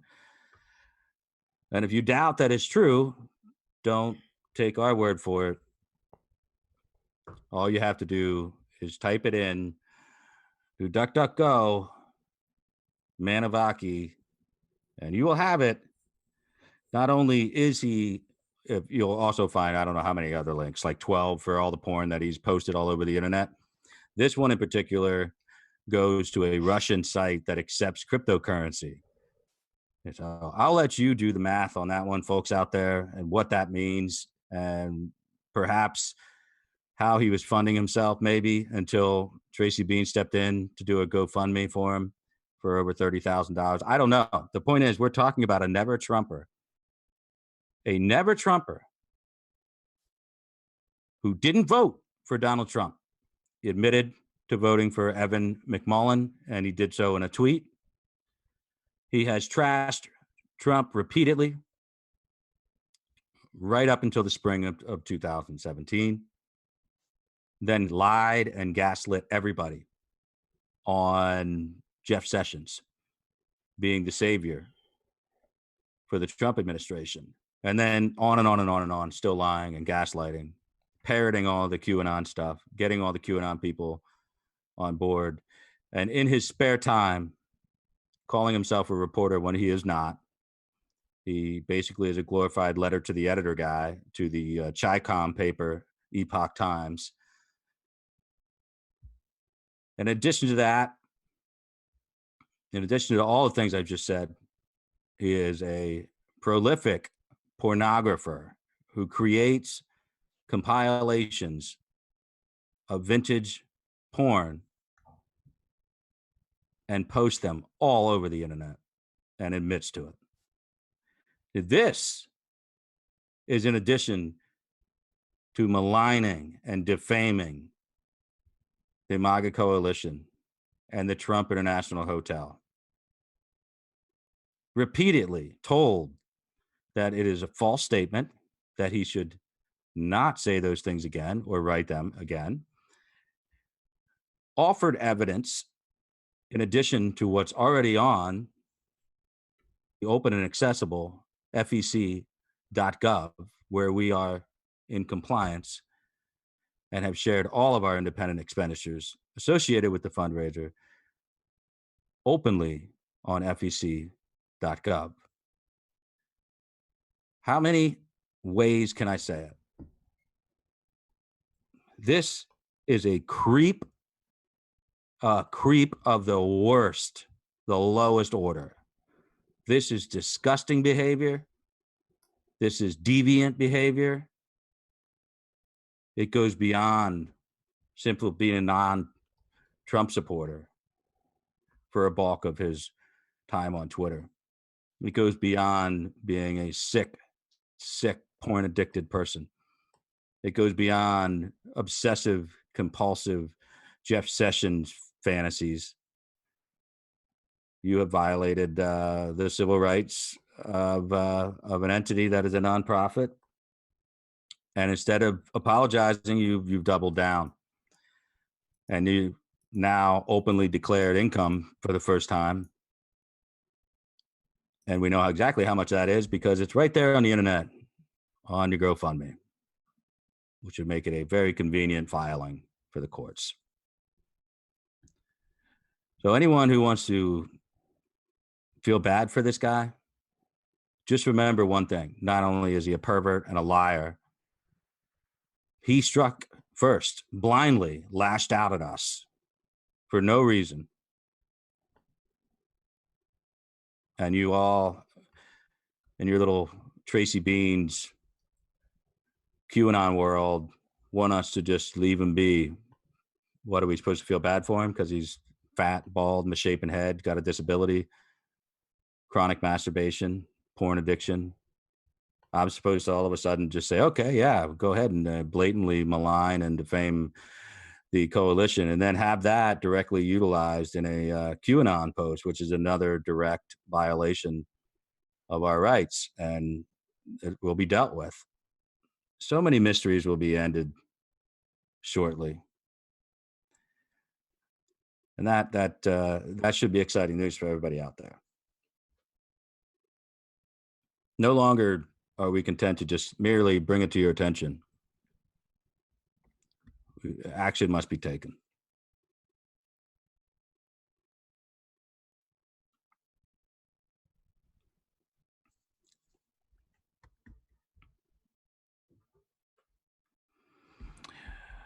I don't read Lepo stuff, so Pat, it is not going to trigger me. I don't understand, so I don't read it. So, but I appreciate the concern.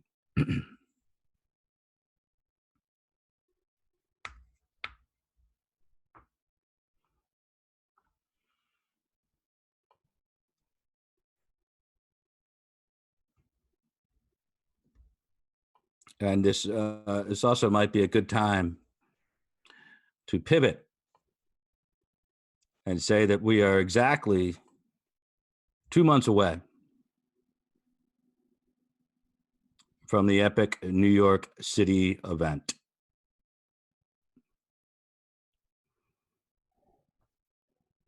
People, if you have not gotten your tickets yet, somebody can post a link in here. Dixie, what are we doing? DixieCupNation.com? Yeah, that's it. Somebody slap that link in there, and anybody who has not gotten a ticket yet, are you crazy? You realize what you're going to be missing out? If only half of what Glenn says is going to happens, it will be twice as much fun that we have had at any event ever. So much fun, it should be illegal. And in Manhattan, it just might be. I ordered the piñatas today. We're going to have 2 piñatas. Oh, wait till you see them. Thank you, Ma, for the diamond. It's going to be fun. We're going to have a lot of fun. I'm noticing that a lot of the contrarians who came into the YouTube chat are now... it's dawning on them what it is we're trying to present here.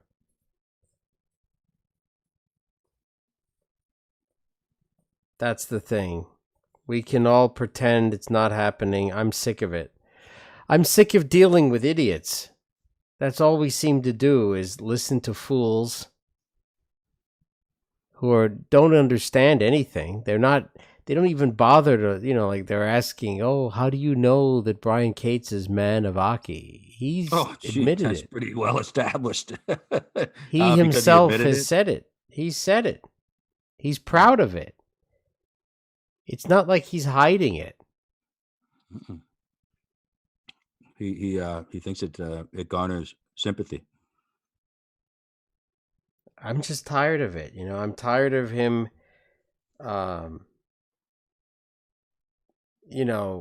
He's making up all kinds of lies that we're embezzlers, but he's never going to have to show where that $40,000 he raised goes to.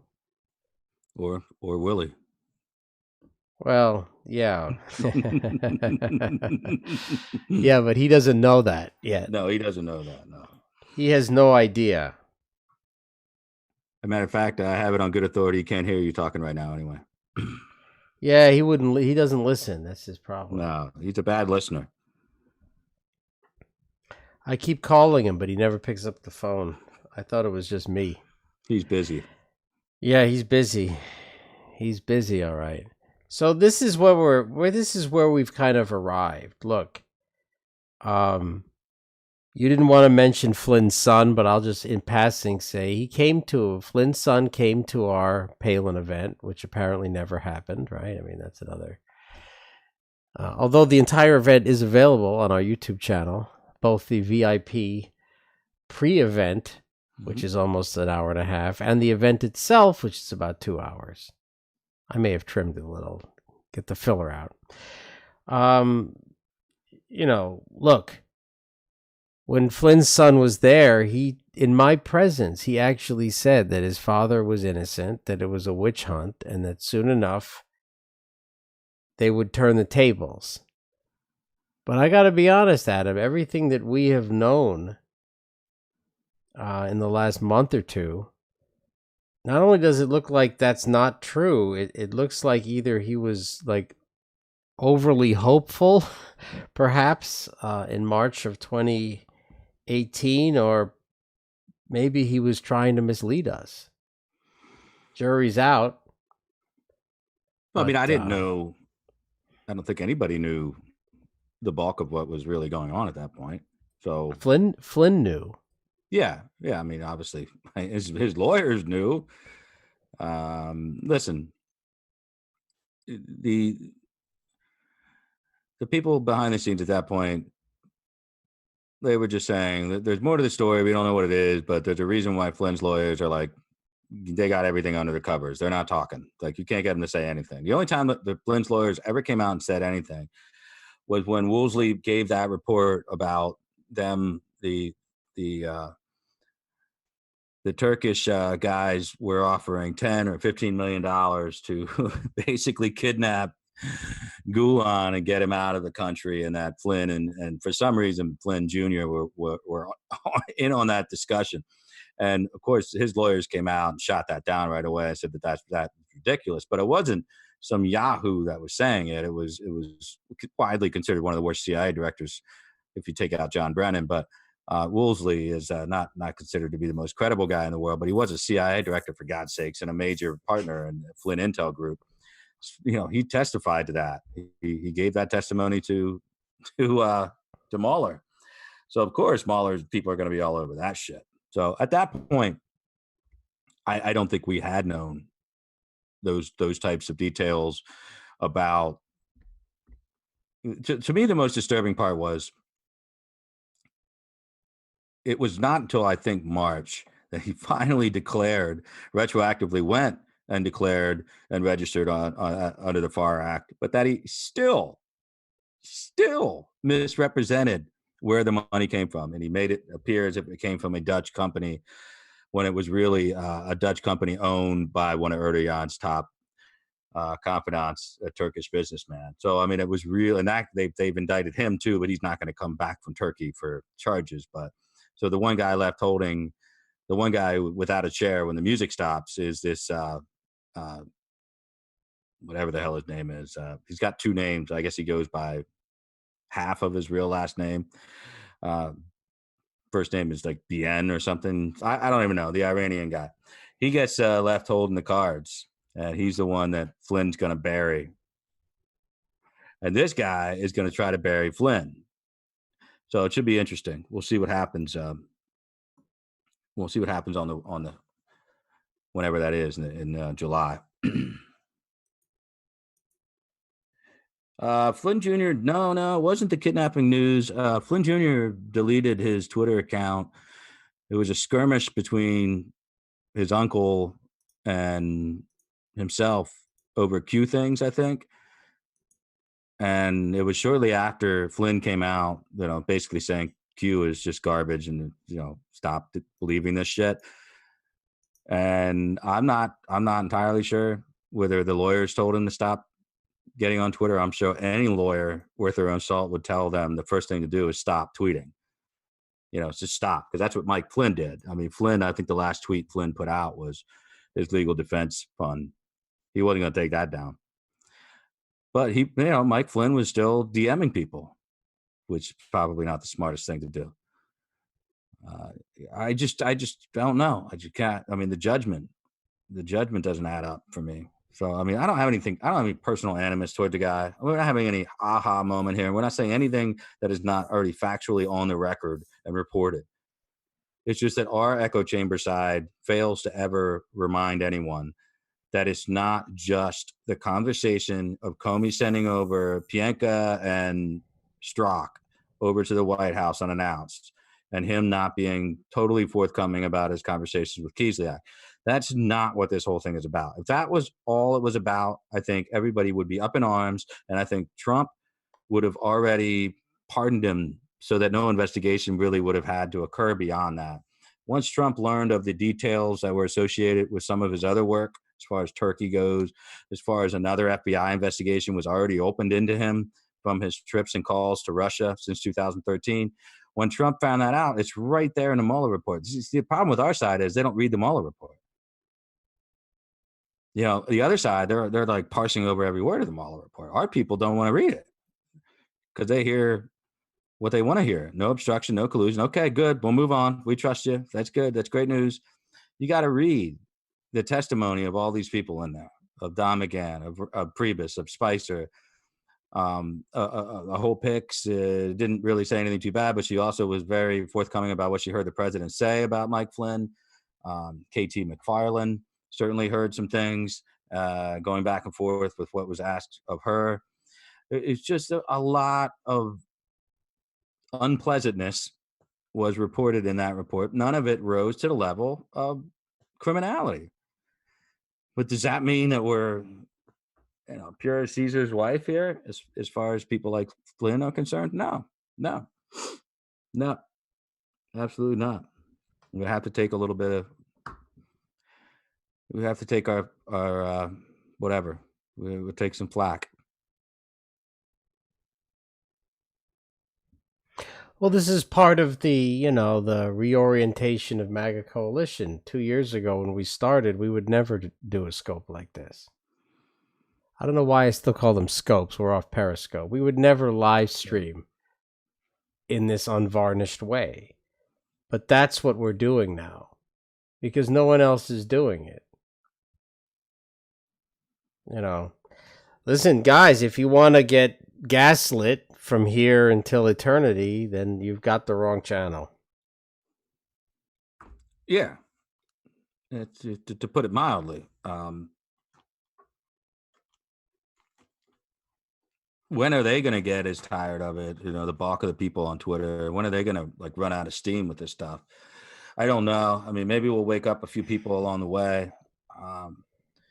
I can tell you if you're not pleased with the angle that we're taking, then you're definitely not going to be pleased with the next phase of our operation. If there was anyone in the Trump orbit that was displeased with what we're doing, they know how to reach me, and I have not been reached. They know how to reach me from directly to indirectly, and I have not been reached. Not been told to continue doing anything, and I've not been told to discontinue. They will do that if there's something they prefer not to be talked about or something. I mean, there's the campaign's up and running to a point now where there are people at middling levels who will reach out to someone like me and be like, hey, can you guys look into blah, blah, blah, blah, or something, which is another way of saying stop doing what you're doing. And people, they won't be directly from the campaign. It'll be people that are related to the people in the campaign. So they don't have to worry about messing with any of the laws governing super PACs. But we have a job to do. We're doggedly doing it. And it'll be an interesting ride. I suggest you come along. Our fam is already going to be there. We can bring in some new people. The good thing about YouTube is they have a proclivity already towards the drama. Well, I mean, that's not typically our thing, but there will be a little bit of drama unfolding over the next couple weeks. But it's about ending the bullshit and holding people accountable, because we would like to be held accountable, I would think. If we are way off base, or if you have video of us saying something over the last year that was just completely wrong and you don't think we were ever called out on it, well, by all means, screen cap that or put that in a little video and send it to us so we can address it. I mean, we're not always right 100% of the time. We're just a lot more right than the people out there that are just attempting to go about this all in the wrong way. We just try to be transparent about it. Our operations are transparent. If if you want to claim that we're taking, I mean, a lot of this stuff out there is like we're taking money to go after Q, like someone's paying the coalition to go after Q. Well, then you'll see them right there on the FEC report. If you think anybody's given that much money that we're going to devote a full-time job to going after Q or the legitimacy of Q, then you're highly mistaken. And if we would take a dime from anybody and not report it, you'll never find that either, because it's just not going to happen, because that's not the way the FEC works. And there is no way to defraud and get away with it. Every penny in and every penny out is accounted for. There is no way to fool the FEC. So they're all liars. And if the only way that Brian Cates can say that he is right with his charges against us would be that one of the partners of a firm called Platinum Enterprises, walked out the door with $60,000, which meant that the hotel, the Trump International Hotel in Washington, D.C., received no funds from us to put on a 3-part fundraiser that included up to like 10 hotel rooms as well for everybody that came. Diamond and Silk, their security. Sarah Palin, Governor Sarah Palin, her people. Glenn and I, I mean, all of it, and a grand ballroom, the presidential ballroom, the president's townhouse, which we use for the VIP. And then, of course, a particular suite, a VIP suite, we did the very VIP reception in as well. You're talking about utilizing every component of the hotel, including the cost of food and drinks for upwards 200 people, upwards, whatever it was, 225. Where'd the money go, Brian Cates? Where'd the money go? So you're saying that the Washington Trump International Hotel aided us and abetted us in an embezzling scheme where we both got bamboozled and we handed over our money to someone who walked out with it, which would make us criminals. It would make us conspiracy to commit fraud and conspiracy to violate FEC acts. And it would also make the Trump International Hotel a party to that crime as well. Those are pretty hefty charges to throw out in writing. Wouldn't you agree, Glenn? Oh, yeah. And I think it's also interesting that it wasn't enough to say that somehow, the money was taken. We gave it to some criminal, but I believe that Brian Cates also claimed that then the money which we handed to this guy was then redistributed back to us through a back channel, which would make us embezzlers, right? And that could be proven or disproven as well, right? Because once you document that the money was actually directed to the hotel via the invoices that we have, you would see that there was no money that could be embezzled. So that in and of itself could be proved right away on his face in court, which would demonstrably prove that it was false, the accusation. But it would also add an additional level of defamation onto it.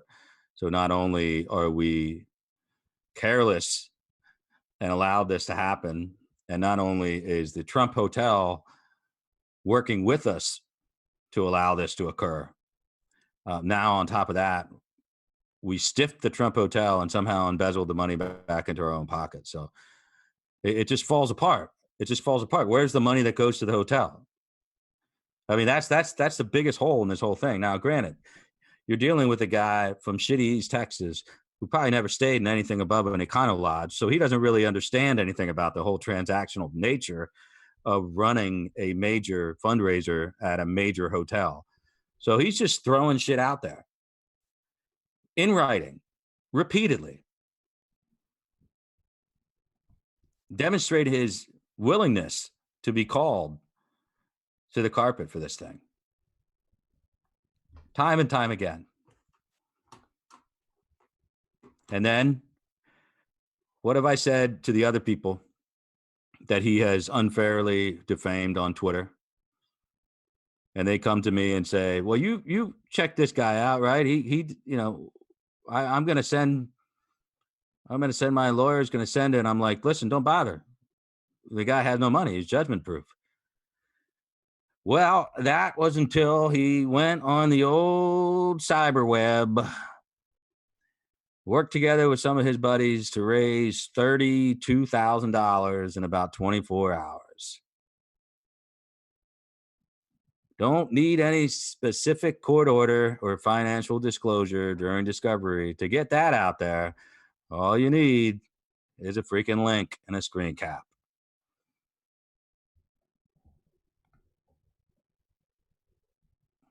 Oops.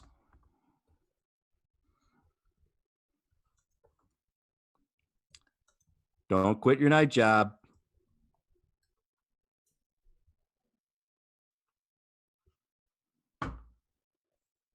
Well, anyway, I have a giant Microsoft Excel spreadsheet showing every expense. It's massive, this thing, that was furnished to me from the Trump Hotel with full itemization on all the money. And there's only one venue that I care to show that in. Yep. And guess what? It ain't social media, pal.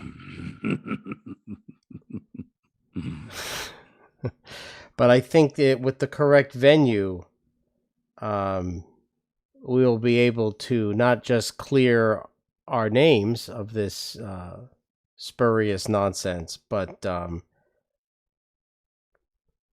perhaps get the redress that I feel we are so sorely in need of. Yeah. That's to put it mildly. And that's just the beginning. It's just the beginning. Do you think we don't want to get back to talking politics? You don't think we want to get back talking Trump? Of course we do. It's what we want to do. People keep jumping out in front of us. What are you going to do? We got to deal with the obstruction that's in front of us. That's what we have to do. And I think that the president has been unfairly treated by a bulk of his base, not the majority of his base, not even a good chunk of it, but a certain bulk of it, were unfairly treating the president with this false equivalency test that somehow people like Jeff Sessions deserve to be treated as heroes, and that it must be theater if Trump says he hates him because he was his top surrogate on the campaign trail. Oh, okay. That makes sense. Gee, look at Trump's entire career. He's never flipped a dime on anybody like that before, has he? No.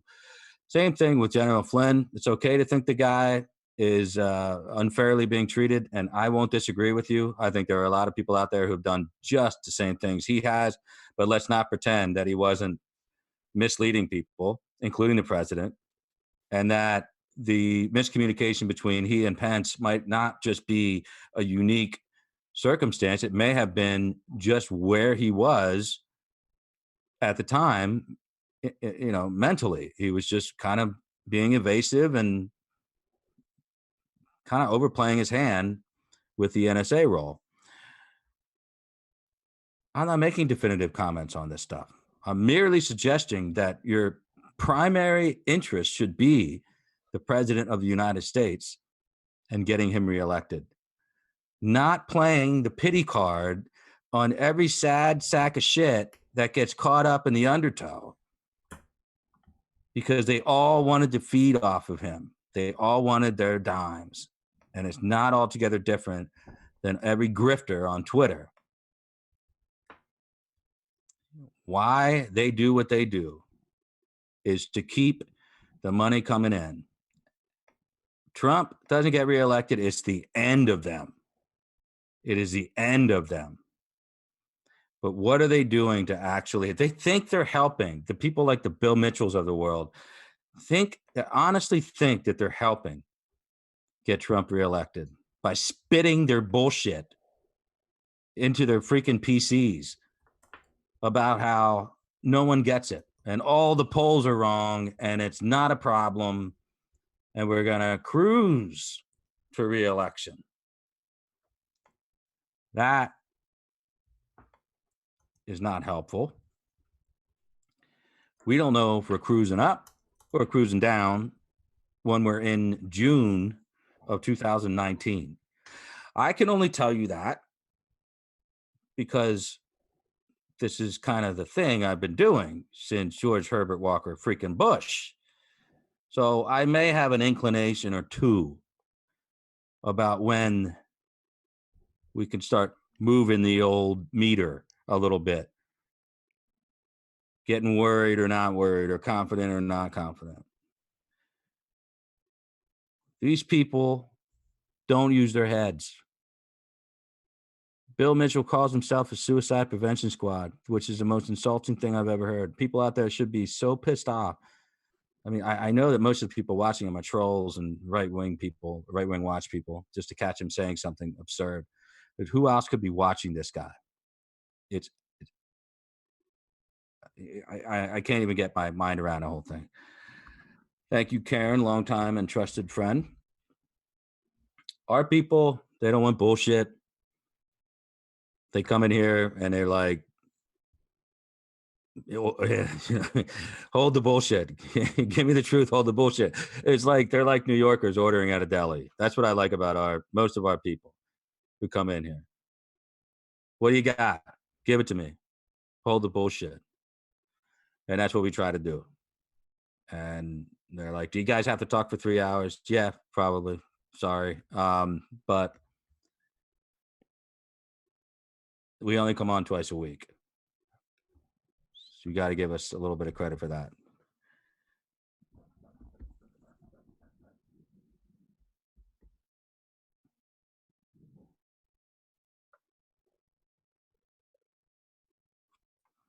I just for somebody they want me to look at the Twitter account with 3 N's. There I don't see it, so go to one of my websites, New York City Guns or MAGA Coalition, use the contact form and make sure I get your email address, all right? Okay.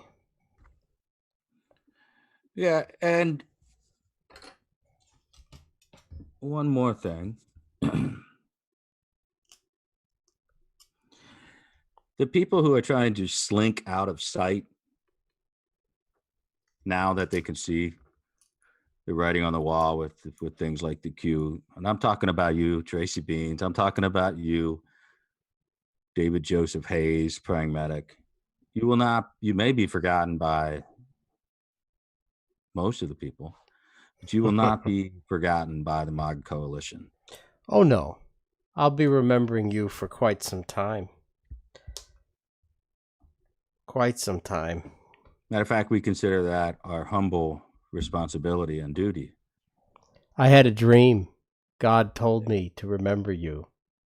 And so I listen to the Lord. Oh, I have that picture. You want to see it? It's pretty good. This is one of my all-time faves, actually. If we're going to be honest, here it is. There he is, praying mantis himself.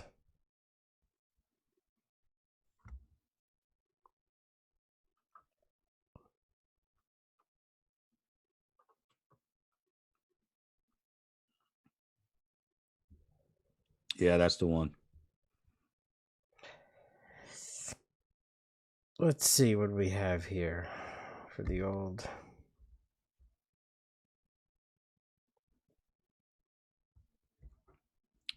Still doing his supernatural Saturday somewhere, I'm sure.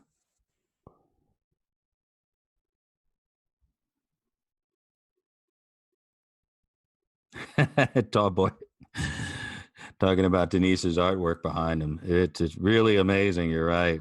Totally. Where can I buy me some of that?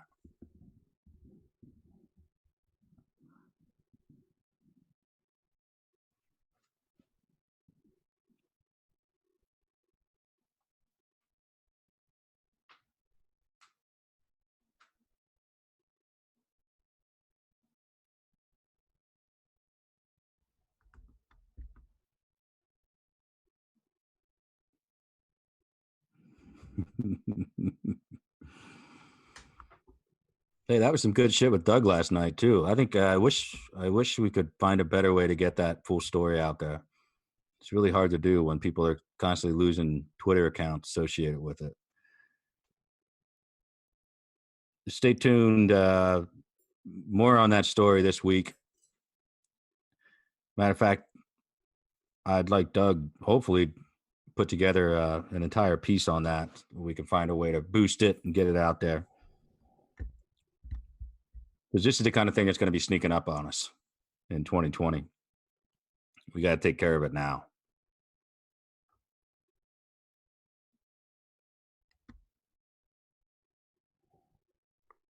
Okay, I'm opening the chest for the people on D Live. Since we're sort of at the end of the broadcast, that's when I usually do it, unless I forget, which I sometimes do. But I had a dream that David Hayes reminded me, and so I remembered. What does that mean, opening the chest? There's a chest where lino accrues. All the people watching, and for the duration of where our broadcasting all earns lino. And then at the end of the show, I can open the chest and it distributes to the following people. CJ Kofefi got 22.3 lino. Suzette got 13.2.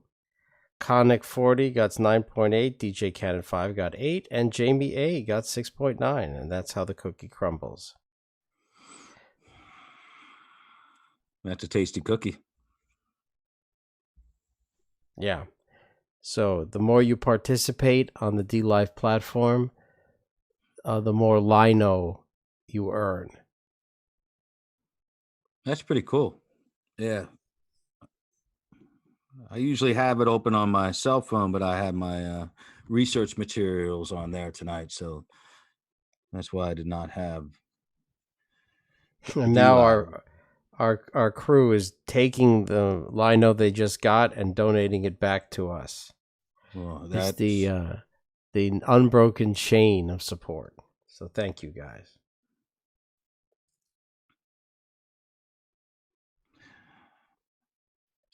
Is Defango lingering in there as well? Or does he? Yeah, no, Defenco is everywhere. Although I think, thank you, Sherry, for the diamond. Thank you, Meh. Thank you, CJ Kofefi. Thank you, Jayanon. Jayanon, press F. F for Doug Stewart. Doug Stewart did nothing wrong. He may be he was a good boy. That's the only time that phrase is used that I agree with it. Yeah. Usually, whenever they say so-and-so did nothing wrong, they usually are mentioning someone who did many things wrong. Oh, yeah. We might have chatted about that a little bit tonight at some point. Hey, Tim, what are the chances John James winning seat? That's a little early for me to say, but I'll tell you what.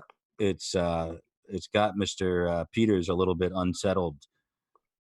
And we have a story on Senator Peters. We were going to break out, but we're waiting on Big Fish to give us permission on that. He's kind of our point man on the John James candidacy and campaign. So, yeah, I think wow, not a very impressive senator. Not a lot of people even know who the guy is. I think John James is an impressive candidate. So he needs to embrace Trump just a little bit more, particularly in an election year. And if he does that, I think I can't Doug Stewart. I can't F myself.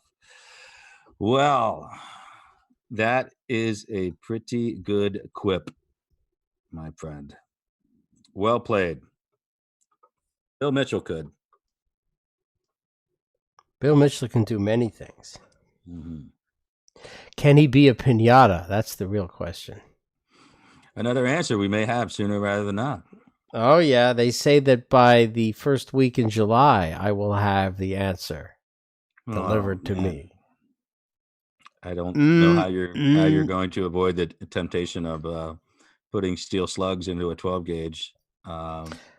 Because this thing cost an arm and a leg. So we're going to make sure it's in perfect shape, and we're going to get some various types of wrapped candies. Some sexually suggestive, most not. Jen Levolate says, Glenn, Doug needs a woman in New York. I think he probably already has that taken care of in one form or another.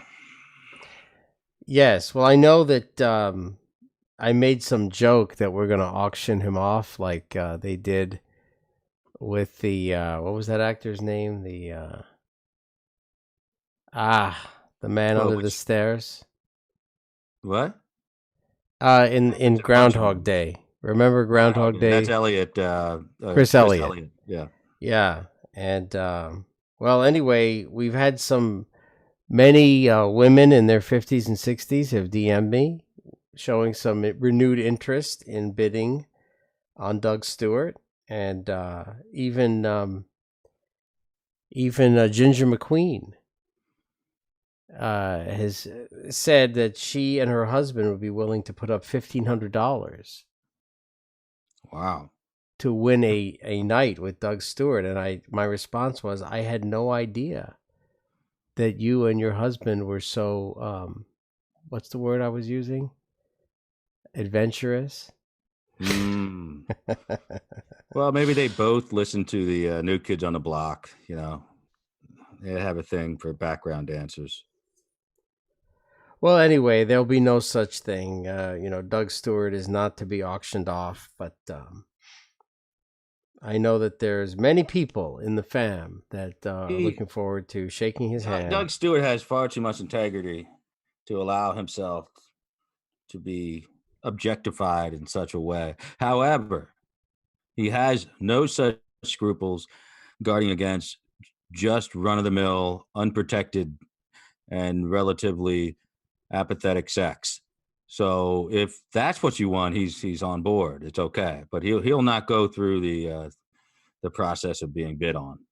No, but incidental and meaningless intercourse, I believe he might be willing to partake.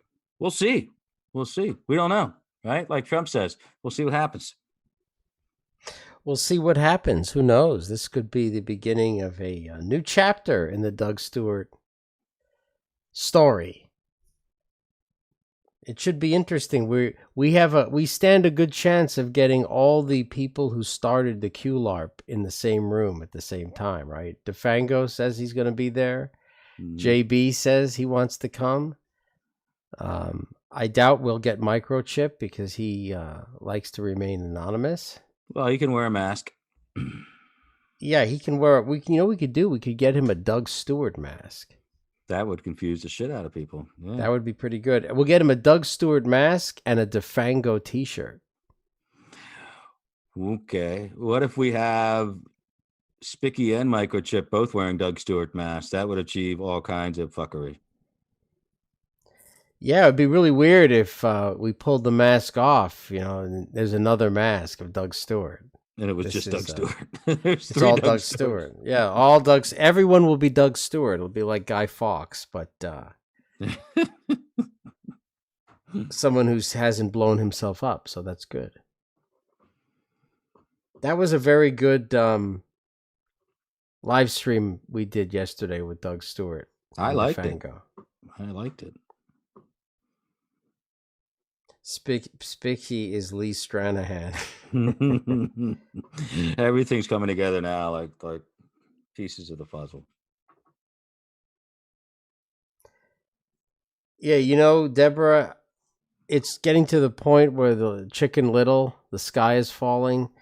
We're going on about 2 decades now, maybe Yeah, about 2 decades that this is the end. The economy is going to crash. We'll be drinking out of our toilet, Yeah.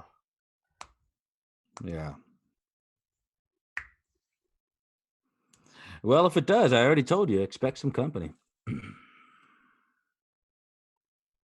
That's right. Well, I mean, I've got 3 toilets here, so everyone can drink. Yeah. And you I'll drink watched out of me that pond if clean. I have to.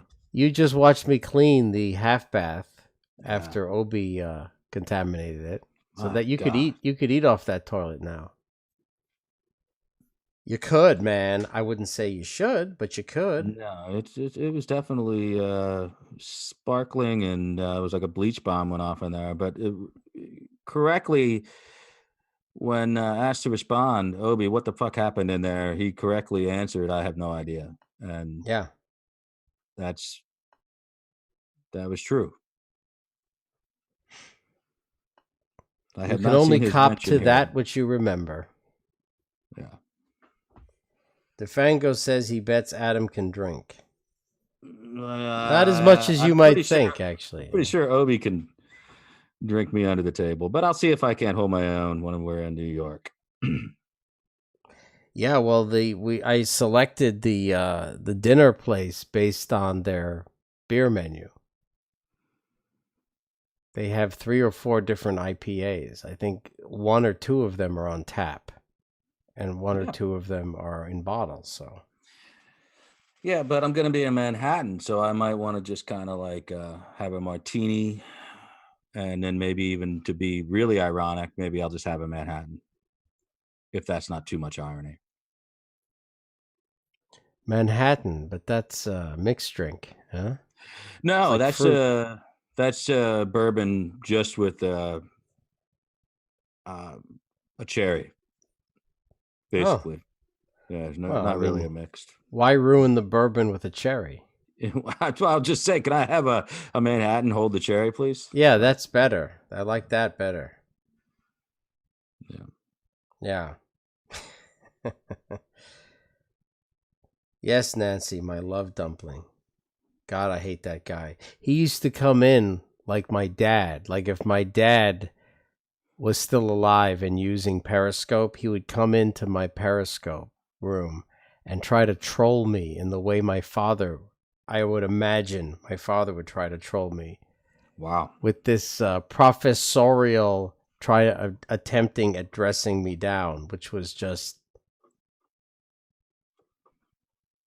that guy is incapable of trolling. He doesn't know anything about trolling. He would write stuff. You remember that stuff he would write? Adam would be like, "You should be ashamed of yourself for the Oh, kind of things that you say." The only thing he left off was young man. that was it when he come in with his little alt accounts and stuff. Right. You know the Q-tip account, Yeah. Q-tips? Yeah. You should be ashamed of yourself for the way you talk in public. And then I would say, "Oh, look, everybody. It's my love dumpling." Huh. And he would freak out. He would freak out and he would flee. He'd flee the room. I loved those days. Those were great times. Well, let's just say that your love dumpling ends up in a prison cell, which is not out of the realm of possibilities. I'm pretty sure somebody would actually physically make him into a love dumpling. Oh, yeah. Yeah, I mean, I found out that there'll be quite a few people attending the event that are actually professional chefs, so I'm sure it could be arranged. The dumpling. That's what I'm talking about. Yeah, I don't know if you guys remember the Q-tips account. That must have been like January, February of 2018, huh? Yeah, that was when. Yeah, it was like in the fallout. The war went hot in November, December, and then your propaganda shifted into another gear, January, February, and I think that's when he attempted to shame you, as if that was going to work. Oh yeah, I'll be following him around long after he's been completely discredited and exposed. Because that's what I do. That's what I do, praying mantis.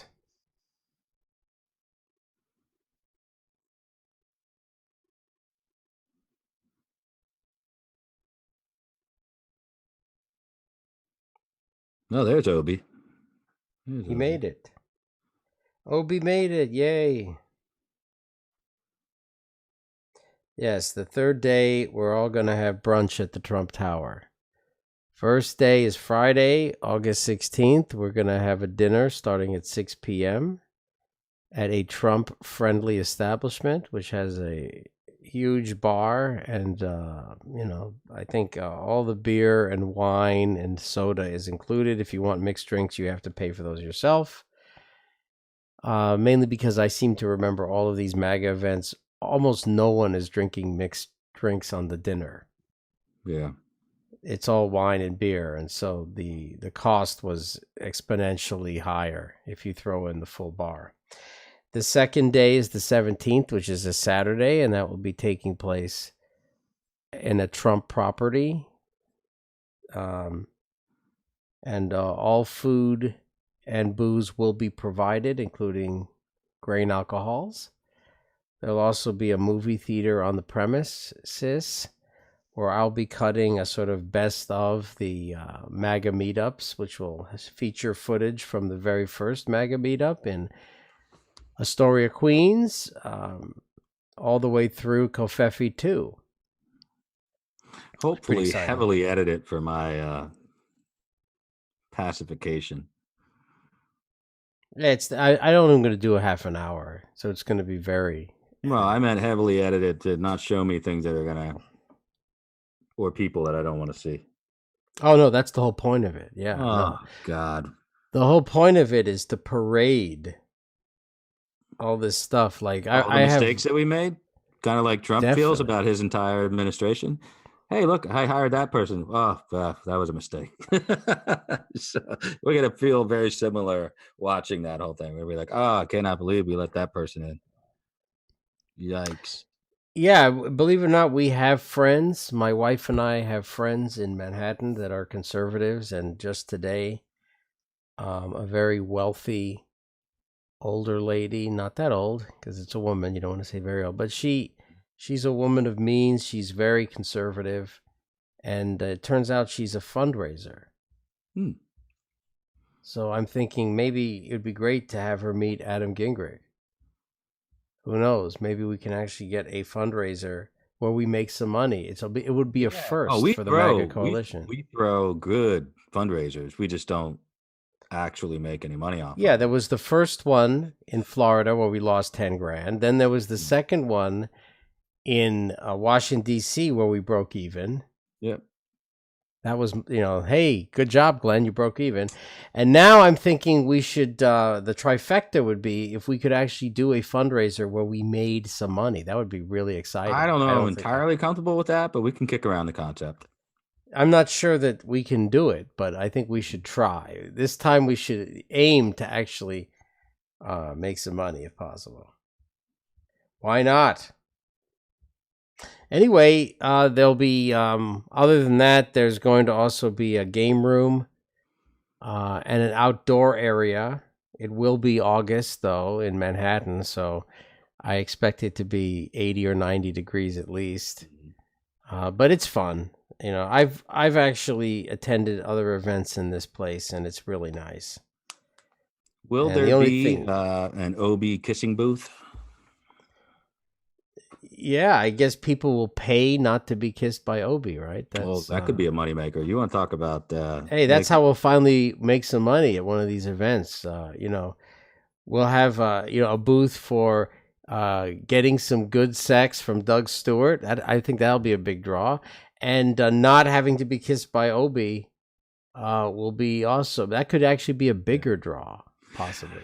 Yeah, I think as far as the Doug shit's concerned, like the women just want to hear him talk. So even if they got him behind closed doors, they'd be like, you know what, honey, just keep your clothes on and talk to me. The dulcet tones. Yeah, I think it would just be a talking thing. That would be about it. of Doug Stewart. Doug Stewart could explain to them how Tweet Attack works and what the various fees associated with Tweet Attack, and the women will just become sexually excited listening to them. I think it doesn't really matter what he says. Yep. Oh, we should have a dunk booth. That would be funny. Anyway, DeFango will be there, so that's going to be great. That is an DeFango, and he's bringing a little entourage from Nevada as well, so that's nice. DeFango will be there, and so that means we'll have at least 2 or 3 process servers there as well. So we'll put them on the RSVP list. Yeah, I think they'll be able to serve him and then get a mixed drink. Yeah, get a mixed drink, and it's going to be great. He can get served and served. Very nice. Sherry says no one can outdrink the U.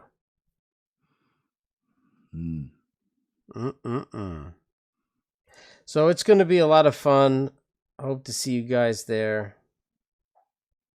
Maybe an Adam Dunkwich booth. It's actually Adam Drunkwich. It'll be the Adam Drunkwich Dunkwich booth. Dunk Adam Drunkwich. Yeah, there you go. That's what it'll be.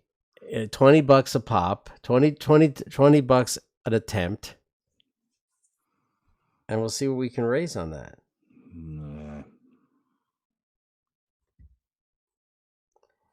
So yeah, well, I still want to know next time Lepo does a Periscope. I want to go on there and ask him some questions about this all-seeing you. You know, it seems like they hate each other, but the way Lepo talks about her, it's almost like they're dating.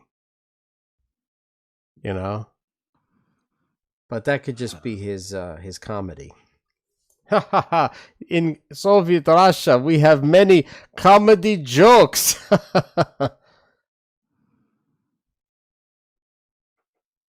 Will Lepo show up? I don't know. You have to ask Lepo's parole officer, I think. I was going to say, what are the terms of probation? You know?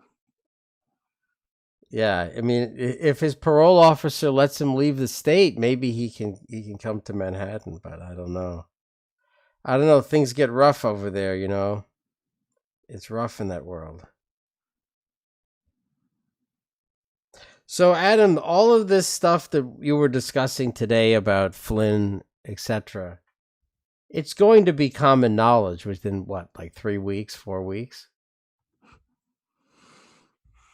Yeah, I think, well, you know, piecemeal. We'll see how the press wants to play it. But I know that this partner of his lawyers are going to go to town on the cross-examination. It's going to be an uncomfortable moment, I think, for the Flynn family and their supporters, because they're just going to try to destroy his credibility. And the only way to do that is just create that whole list and go down and itemize, you know, incidents of dishonesty or whatever. And I can think that, you know, it may be compelling to the jury in that case, because you've got one guy indicted in Turkey that'll never come back to face justice. And then you've got another guy who did at least what the defendant did and more, who's basically going to get off scot-free, no jail time, because he's testifying against this guy. And then you got this guy, the last one, holding the candle as it burns out. I think juries tend to be sympathetic of that kind of thing. So we'll see. We'll see what happens.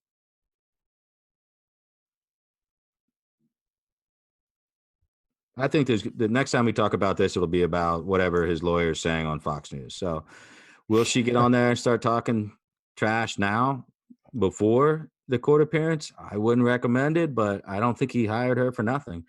And I don't think he paid her anything. I think they need to raise the money for it. So that's kind of what's really going on now behind the scenes.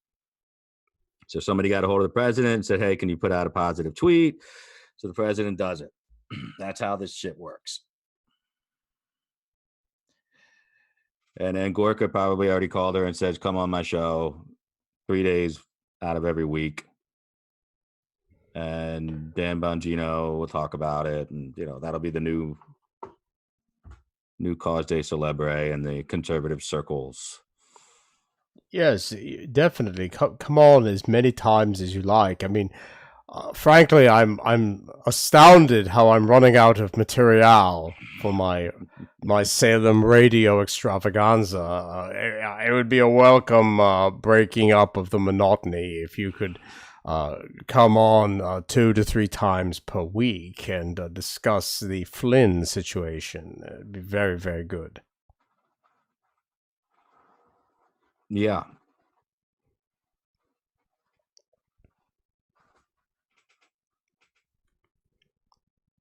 Dr. Horka rides again. Maybe there's another parody in there. We'll do the Seb Horka show with Flynn's lawyer. Maybe TJ could pull that off. Yeah. Yeah, why not? That could be the cold opening next week, I think. We'll see how it goes. I still think I should get the goatee and the wig and the glasses to do a proper Seb Horka. I think you should just go the whole fucking route. Get a black GT Mustang. Is that what he drives? Yep. It was my dream growing up in Hungary, to be an American wearing my orange lizard cowboy boots, carrying my 6-shooter gun, and driving about town in an American rocket. Thank you, MAGA Coalition. Thank you very much for my... I'm pretty sure we picked up the final payments on that GT. You have no idea. You saved my marriage, Adam. Thank you for that. And in return, you allowed my beautiful bride to be the president of MAGA Coalition and use my personal address as the headquarters. Yeah. I thank you. I salute you, Adam. I salute you. I'm just waiting for Scott Bio to return my calls.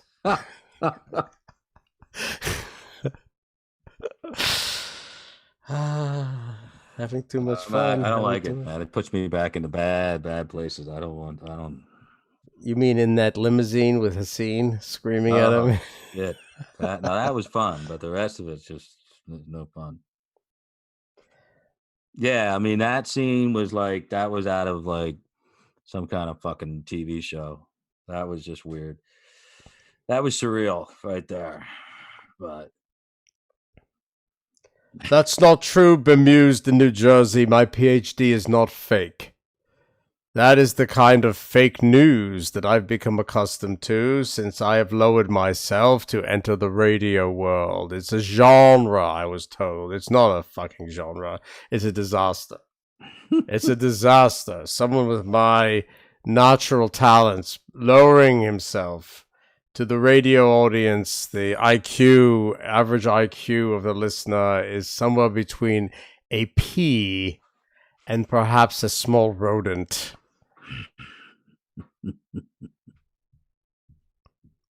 I want to be the first to say QAnon is garbage.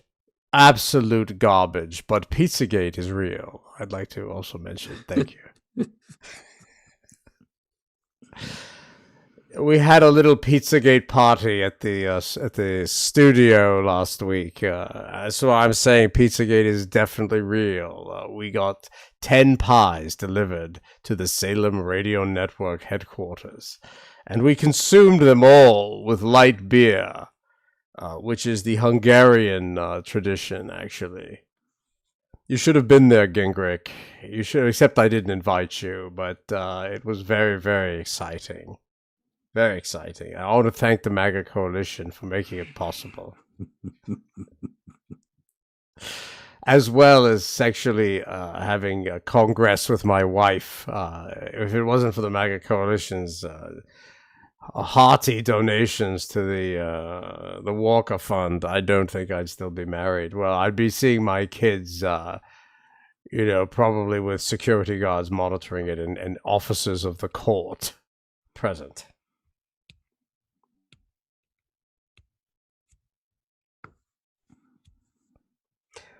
Good Maybe he'll be question, great Annie. next year. Did you see this? Annie Hall asks, "Wonder what Dilly will be saying about his hero Flynn." That's a Uh, he'll jump right off the cliff with Flynn. A lot of them will. A lot of them will. It's just amazing. Proclamations of love for Trump, and then they'll go chasing down another milk truck. yeah, like anyone who screwed the president over, they'll call the greatest patriot ever. Yeah. And the few people who've tried to stand by the president in reality and help him, they're fake MAGA. That's how Yeah. these scumbags roll. That's how they roll. And Hublet painting a picture for Flynn. That was the greatest scam ever. By the way, she can't paint. So if I were her, my plan would be don't get old. Don't get old.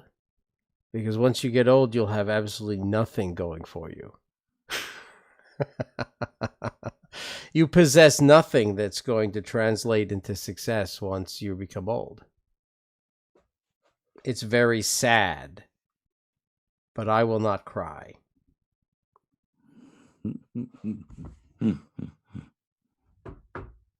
Yeah, that's right, Suzette, on the D Live side. Dilly's going to say that Flynn is part of the plan.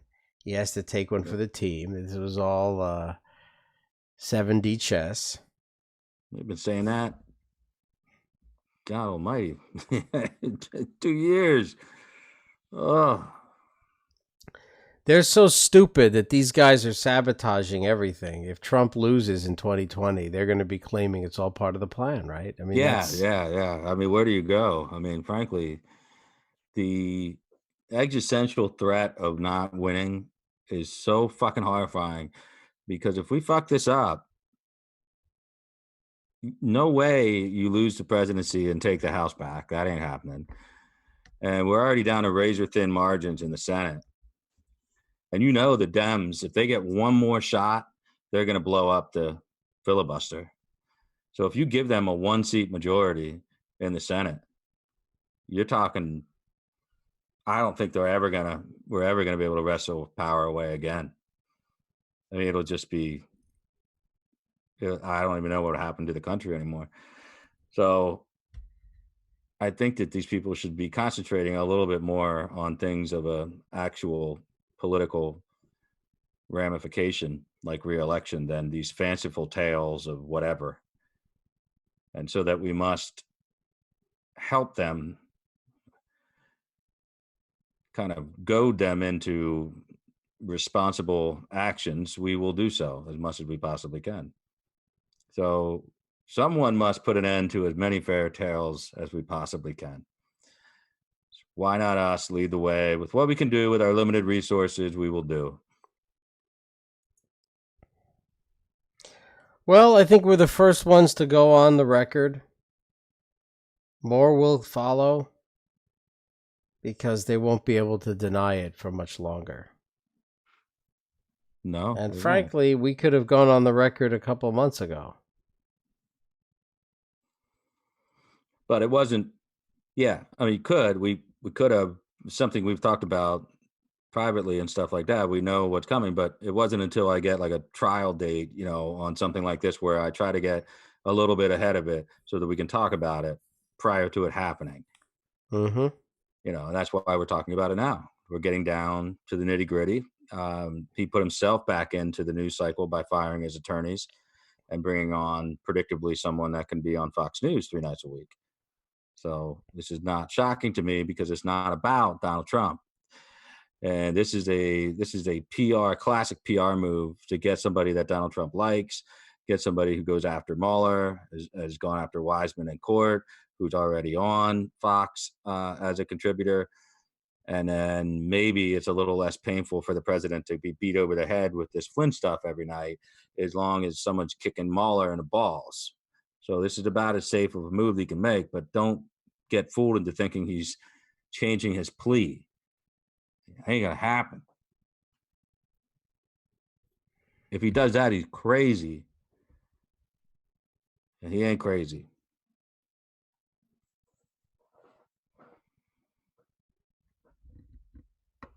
Yeah, I don't have any new thoughts on Barr. I'm going to keep Barr's moving, methodically. So, I mean, no one knows what the hell's going on there.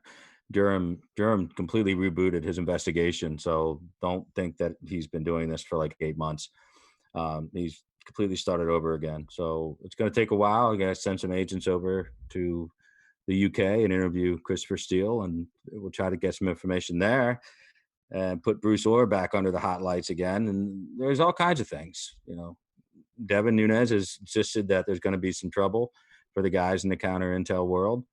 So I'm inclined to think that there's going to be recommendations, at least, of what Barr can look into based on what Nunes has seen. I'm just not entirely confident it's going to be what this bloodbath of, repudiation and jail time and incrimination that people think is coming down the line. That's very hard to keep the institution together while ripping it down to shreds. So Barr will be methodical, careful, and if somebody gets caught with their hand in a cookie jar and there's intent, they're gonna get it. If it's one or two people that are caught in a conspiracy, then Barr will make an example out of them. I certainly don't think 15 people are getting indicted in the FBI and the DOJ. I don't think it's anything like that. So I mean, we'll see. It's anybody's guess. It just started. It literally just started. You guys, it's going to take a while.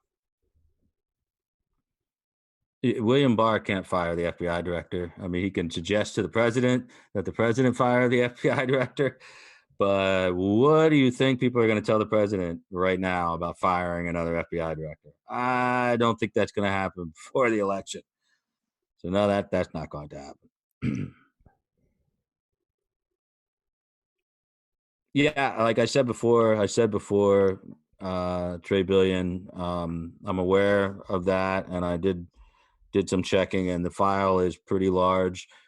They have been given great latitude by the judge to get files from the prosecution that were discovered during the Mueller investigation. So they've got a huge stack of shit to go after Flynn with, and I think they will. They're nothing. That's like their main defense, and is why me? Why am I the guy when there's a whole firm involved with this contract, and I'm the guy that didn't register, so I'm going to jail, for 7 years. This is stupid. This is crazy. So,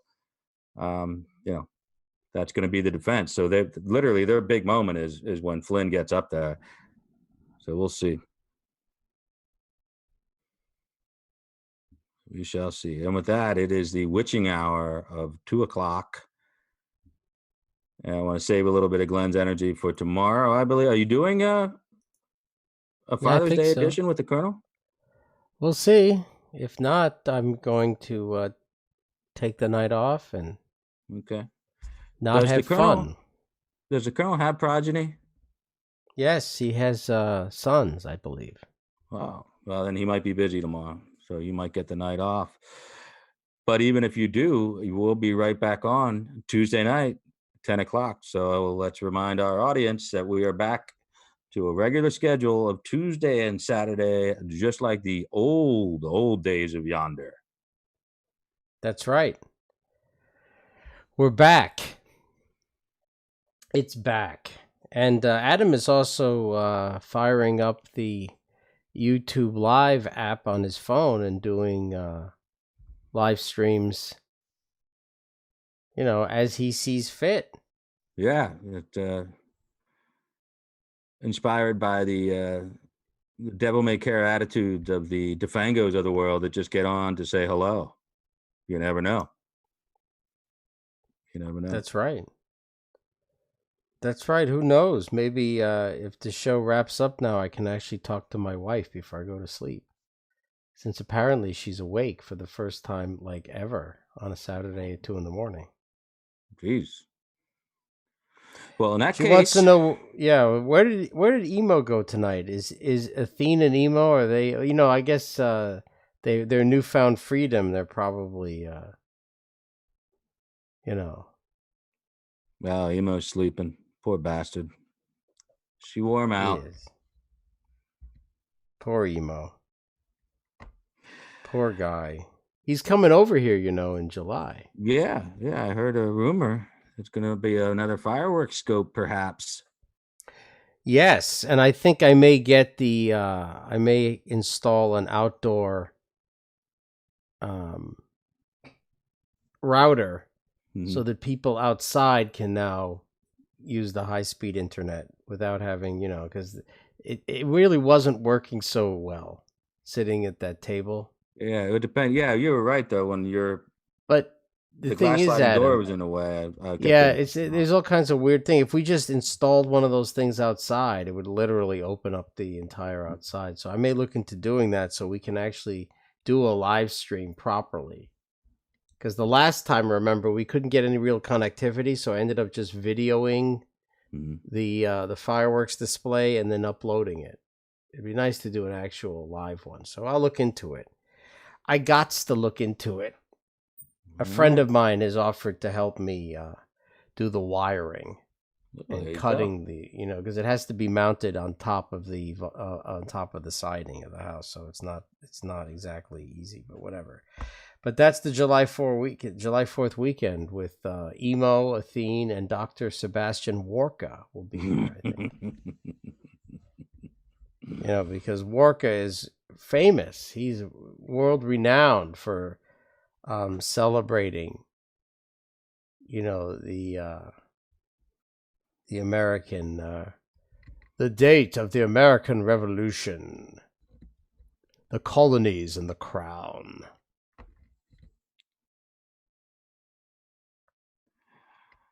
Well, I give an early happy Father's Day out there to those with progeny such as myself that are the pride of their existence. You deserve a day tomorrow where your wife does not yell at you, does not give you a to-do list or anything, and you may watch the final round of Pebble Beach from California and see who wins the U.S. Open.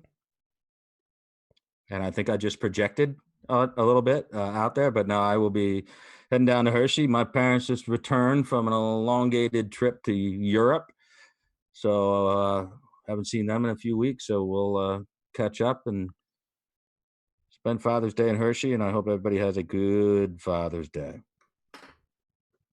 I will. I'm going to wish my dad all the best in hell, and I'll be seeing you soon. So keep it warm for me. Yeah, I figured no less. All right, folks, I'm going to head off. This is Glenn Walter Cronkite. Sign off. Yes, Cronkite was a communist, though. Without the communism. All right, we'll see everybody on Tuesday. There goes Adam, everybody. He is... he's gone. So, everybody, thank you for coming. I know that this is probably... This is the kind of stuff that... this is where we're at. It's not enough anymore just to fight these crazy people. It's their insane, delusional worldview that also must be resisted because it is not true. And the only way to counter that is with reality. The more reality, the better. Have a good Father's Day for all of you who are fathers. Try to be a good father. Otherwise, you'll end up with a son like me. And that's never good. I will see you guys tomorrow, well, technically tonight, 8 p.m., with the Colonel for the Father's Day edition of Sunday with the Colonel. And then again on Tuesday, I believe at 10 o'clock, Adam will be back to answer your questions and to deliver the news. Have a fantastic day. See you soon.